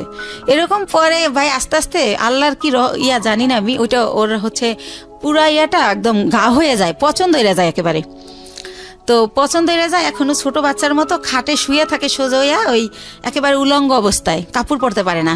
আর আমি সবসময় দরজা আটকায় রাখি, আমি বেরোইলেও আটকাই দেই, আবার ঢুকলেও আটকাই দেই, এইভাবে থাকে। তো এইভাবে ও 3 মাস ভোগে ভাইয়া। তো এইভাবে ওরা আমি কিভাবে ডাক্তারের কাছে নেব, তো আমি ছবি তুলে চর্ম বিশেষজ্ঞ, যৌন বিশেষজ্ঞরে দেখাই মেডিসিন নেই। তো যখন একটু ভালো হয় তারপর ওরা সরাসরি নিয়ে ডক্টর দেখাই। তো এইভাবে 3 মাস ভোগে তখন। তো ওই সময় আর বাপ মা আমাকে অজুহাত দেয় যে ওই মেয়েটার কাছে কোরআন নেওয়ার পরেও গেছে, এই জন্য আল্লাহ ওর এই পাপের শাস্তি এটা দিছে। তাই তুমি যদি ওরা গাড়ি চালাইতে না দাও, ও আর তাহলে আর ওই মেয়েটার কাছে যাওয়ার সুযোগ পাবে না, সবসময় তোমার সাথেই থাকবে, তাই তুমি আর গাড়ি চালান বন্ধ করে দাও। তো তারা এটা বলে। তো সবকিছু মিলেই ও বেকার থাকে, এই অসুস্থতার কারণে থাকতে হয়, এভাবে থাকে। তো যাই হোক, এখন যেটা মূল ঘটনায় আসতেছি, ও কি করলো, আমার এই 1.5 বছরের মধ্যে আমি এই ফার্স্ট ওই দিন ওরে অনেক কিছু বলে ফেলি। বলার পরে ও আমাকে ফোন দিয়ে যে লাউড দিয়েছে আমি সেটা জানি না, লাউড দিয়া বলে যে হ্যাঁ কি বলবো বলো। তারপর আমি ওর মা যে যা বলছে যে ইটালি পাঠানোর লেগে চাপ দিয়েছে, এই সেই। তারপরে ও কি করলো, আসলো আপনার বাসায়? ও আর আসেই নাই, এই পর্যন্ত আর আসেই নাই। ও ওই দিনকা ওর মা যখন বলার পর ও আমাকে ফোনে অনেক খারাপ, ওর মা বোন শিখাই দিয়েছে, আর ও আমাকে বাজেভাবে গালি দেয়, অনেক গালি দেয়, আমার বাবা মা তুলে অনেক গালি দেয়, গালি টালি দিয়ে বলে যে আমি যাবো না, তোরে আর রাখবো না, তুই যা পারিস করিস না। আমরা এই জিনিসগুলো পারিবারিক কোন্দল, এগুলা নিয়ে কে কি বলেছে না বলেছে এত ইন ডিটেইলে যেতে চাই না। আমি ইন্টারাপ্ট করছি আপনাকে। সেটা হচ্ছে যে আপনি আমাকে বলেন যে আপনি ভদ্রলোককে বিয়ে করেছিলেন কত বছর হলো? এই তো 1 বছর 3 মাস। 1 বছর 3 মাস। 1 বছর 3 মাসের মধ্যে আপনার সংসারে কোনো খরপোশনি দেয়নি, উল্টো আপনি ওনাকে এস্টাবলিশ করার চেষ্টা করেছেন। ওকে, এখন লাস্ট পর্যায়ে কি দাঁড়িয়েছে? উনি কি আপনার সঙ্গে আছেন নাকি আপনারা সেপারেট হয়ে গেছেন? না, এই যে 28 তারিখ আমার লাস্ট কথা হইছে, এরপরে আর এই পর্যন্ত কোনো যোগাযোগ সে আমার সাথে করে নাই। তার মা তার সিম ভেঙে ফেলছে, এখন আমি তারে ফোনে পাই না। তাহলে কি পেলেন? 1 বছর 3 মাসের শিক্ষাটা কি পেলেন, আর পুরো জীবন জুড়ে এই বৈবাহিক জীবনের শিক্ষাটা কি পেলেন? আপনি তো আজকের এই গল্পটাই বলতে এসেছেন। সবকিছু মিলিয়ে আপনি আমাকে এটা বলেন যে রেডিওতে এই গল্পটা আপনি কেন বললেন? আমি একটা মেসেজ পেয়েছি, সেটা আমি আমার মতো করে বলবো, বাট আপনি কেন আসলেন? আমি আসছি ভাইয়া যে আমি যদি আমার বাবা মা যদি যখন জানছিল যে ওই লোকটা আসলে জামাই হিসাবে না, তখনও যদি আমাকে বাদ দিত তাহলে তো আমার বেবিও হতো না। তারপরে যেহেতু আমার ভাই বোন সব এস্টাবলিশ, তাদের অনেক কিছু আছে, তারা বাইরে দেয়, কিন্তু আমি আমার বাচ্চা দুইটা নিয়ে এত কষ্ট করি, এটা তারা চোখেই দেখে না। তাহলে এরকম যদি হয় ঘরে ঘরে যে কোনো ভাই বোন এক ভাই বোনকে হেল্প করবে না, তাহলে কেমনে হবে? তারপরে জীবনের প্রথম পার্টটা নিয়ে আমি শুধু এতটুকুই বলতে পারি যে আপনি অনেক দুর্ভাগ্যবান, এবং আপনার ফ্যামিলি আপনার প্রতি যেটা করেছে সেটা ভয়াবহ রকমের অবিবেচকের মতো কাজ করেছে। আপনার বাবা বেঁচে আছেন? জি, বেঁচে আছেন। তো আপনার বাবা এই যে বড়টা ভুলটা করেছে সেই ব্যাপারে কি বলে? আমার বাবা যখন জানে ওর ওই ব্যাপারটা, তখন আমার বাবা আর দিতে চায় না আমাকে, কিন্তু আমার বড় বোন আর আমার মা এটা জোর করে। আর আমার পরিবারে আমার মাই সব, আমার বাবার কোনো কথা থাকে না, মানে মা যেটা বলে ওইটা রাইট। আমার বাবা অনেক সহজ সরল, অনেক নরম।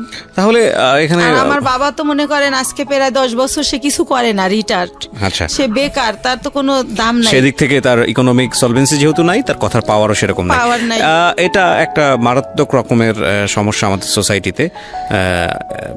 অর্থের জোর সবচেয়ে বড় জোর। তো কিছুই বলার নেই আসলে। আমি আপনার মাকেও সম্মান জানাতে চাই, পরিবারের সবাইকে সম্মান জানিয়ে বলছি যে পরিবারের সদস্য যখন একজন খারাপ থাকে তখন বাকি সবারই পাশে দাঁড়ানো উচিত, এবং সেটা না দাঁড়ালে যেটা হয় যে উনি যখন পিছিয়ে পড়েন তখন পুরো পরিবারটাই আসলে পিছিয়ে পড়ে, হাজার হলেও সে আপনাদের বোন। এই জায়গা থেকে একটা বড় ভুল। আর দ্বিতীয়ত আমি মনে করি যে দ্বিতীয় ব্যাপারটা ছিল এক ধরনের ট্র্যাপে পড়া, ফাঁদে পড়া, আমি যদি ভুল না করে থাকি। আপনি কি ওনাকে এখনও আপনার লাইফে চান? আপনার যে হাজব্যান্ড যিনি হাসান, তাকে কি এখনও সংসারের জীবনে চান, নাকি আলটিমেটলি এখান থেকে আপনি একটা শিক্ষা নিয়েছেন যে না, আমার সেই মানুষটাকে আর দরকার নাই? কি বলবেন? শিক্ষা নিয়েছি, কিন্তু তারপরেও চাই, কারণ ভালো তো বাসি। একটা পুরুষকে যদি ভালোবাসার ওকেই বেসেছিলাম, বা ও ভালোবাসা যদি পাই, হয়তো খাওয়ান পরন দেয় নাই, কিন্তু সে ভালোবাসাটা মোর কাছে পেয়েছিলাম, সে কারণে ওকে পেতে চাই, কিন্তু জানি না হয়তো পাবো না। পুরো গল্পটা আমি খুব চুপ করে শুনছিলাম, আমি ভাবছিলাম আসলে গল্পের মেসেজটা আসলে কোথায়। মেসেজ আসলে সেই অর্থে নাই আজকের এই গল্পে। তবে একটা জায়গায় যদি একটু থামার চেষ্টা করি, আমরা যদি পজিটিভলি দেখি, সেটা হলো যে এই ভদ্রমহিলা একটা সময় পর্যন্ত নিজে দাঁড়ানোর চেষ্টা করেছেন, যেভাবেই হোক না কেন গায়ে গতরে খেটে পরিশ্রম করে তিনি চেষ্টা করেছেন সংসারটাকে দাঁড় করানোর। সেখানে এসে একটা ভুল আমি বলবো, যে ভুলটা হচ্ছে এই বয়সে এসে প্রেমে পড়া, ভালোবাসায় পড়া, এবং সেই মানুষটাকে নিজের জীবনে এমনভাবে জায়গা দেওয়া যে, আপনার বয়স কত বলছিলেন? 35 বছরের জীবনে এসে 16 বছর বা 18 বছর মানুষের যে ভুলগুলো করে, সেই ভুলগুলো করে নিজের জীবনে একটা অনেক বড় কষ্ট পাওয়া। আমি বরং বলবো যে এই জায়গাটা একটু শক্ত হলেই বরং ভালো হতো, যে সেকেন্ড থটটা না দেয়া নিজের জীবনে। কিন্তু এটাও তো ঠিক যে তিনি তো সারা জীবন জুড়ে কারো ভালোবাসা পাননি। সে অর্থে একটা মানুষ যখন কায়া হোক ছায়া হোক যাই হোক না কেন সামনে এসে দাঁড়িয়েছে, সেই জায়গাটি থেকে তার ভুল হওয়াটা স্বাভাবিক, যে আসলে সঠিক মানুষটি সে চিনতে পেরেছে কি পারেনি। আমার মনে হয় আর একটু সময় নেওয়া উচিত ছিল। ভালোবাসাগুলো আসলে এরকমই। তবে এটা ঠিক যে জীবনে কাউকে রিসিভ করার আগে ভালোবাসতে গিয়ে আসলে কোনো লজিক খাটে না, মন থেকে চলে আসে সেটা। এবং সেজন্যই বুড়োরা ইয়াংদের প্রেমে পড়ে, ইয়াংরা বুড়োদের প্রেমে পড়ে। যেখানে প্রেমে পড়া উচিত নাই সেখানে প্রেম চলে আসে। সেগুলো হয়তো বা খুবই ন্যাচারাল, কিন্তু এই ন্যাচারাল জিনিসটাকে জীবনে লজিস্টিক ফ্রেমে যখন মানুষ বাঁধতে চায়, মানে বিশেষ করে বিয়ের জায়গাটিতে, তখনই হলো চিন্তার বিষয়। সেই জায়গাটি আসলে শুধু ইমোশন দিয়ে চিন্তা করাটা একটা বোকামো, এবং সেই বোকামোটা যে কোনো লেভেলে জীবনের যে কোনো জায়গাতে হতে পারে। আপনার জীবনের পজিটিভ দিক হচ্ছে আপনি গায়ে গতরে খেটে নিজেকে স্টাবলিশ করতে পারেন, সেটা আপনি প্রুভ করেছেন। সুতরাং আপনার উপর আমরা বিশ্বাস রাখতে পারি যে আপনি এই জায়গাটা থেকে বের হয়ে আসতে পারবেন, এবং বের হয়ে আসার মতো অবলম্বন আপনার আছে, বিশেষ করে আপনার 2 সন্তান। সুতরাং সেদিক থেকেও আপনি অনেক বেশি ব্লেসড। সো প্রিয় শ্রোতা, আজকের এই জীবন গল্প একটা পরিশ্রমী মানুষের জীবনের গল্প, যে পরিবার থেকে কোনো সাহায্য পায়নি, সংসার জীবনে সুখী হতে পারেনি, একজন পাগলকে বিয়ে করে পুরো জীবনটাই এক অর্থে অন্যরকম স্রোতে ভেসে যাওয়া মানুষ, এবং তারপরে যখন সুখের দিন এসছে তখন ভালোবেসে ভুল করা একজন মানুষ। তারপরও আমরা সম্ভাবনা দেখি। জীবন আসলে এরকমই, নাটকের মোড় আসলে গুড একটা ফিনিশিং এনে দেয়, কিন্তু জীবনের মোড় সেই গুড ফিনিশিংয়ের কোনো ধার ধারে না। এই জন্যই আমরা বলি জীবন নাটকের চেয়েও অনেক নাটকীয়। ভালো থাকুন, শুভরাত্রি।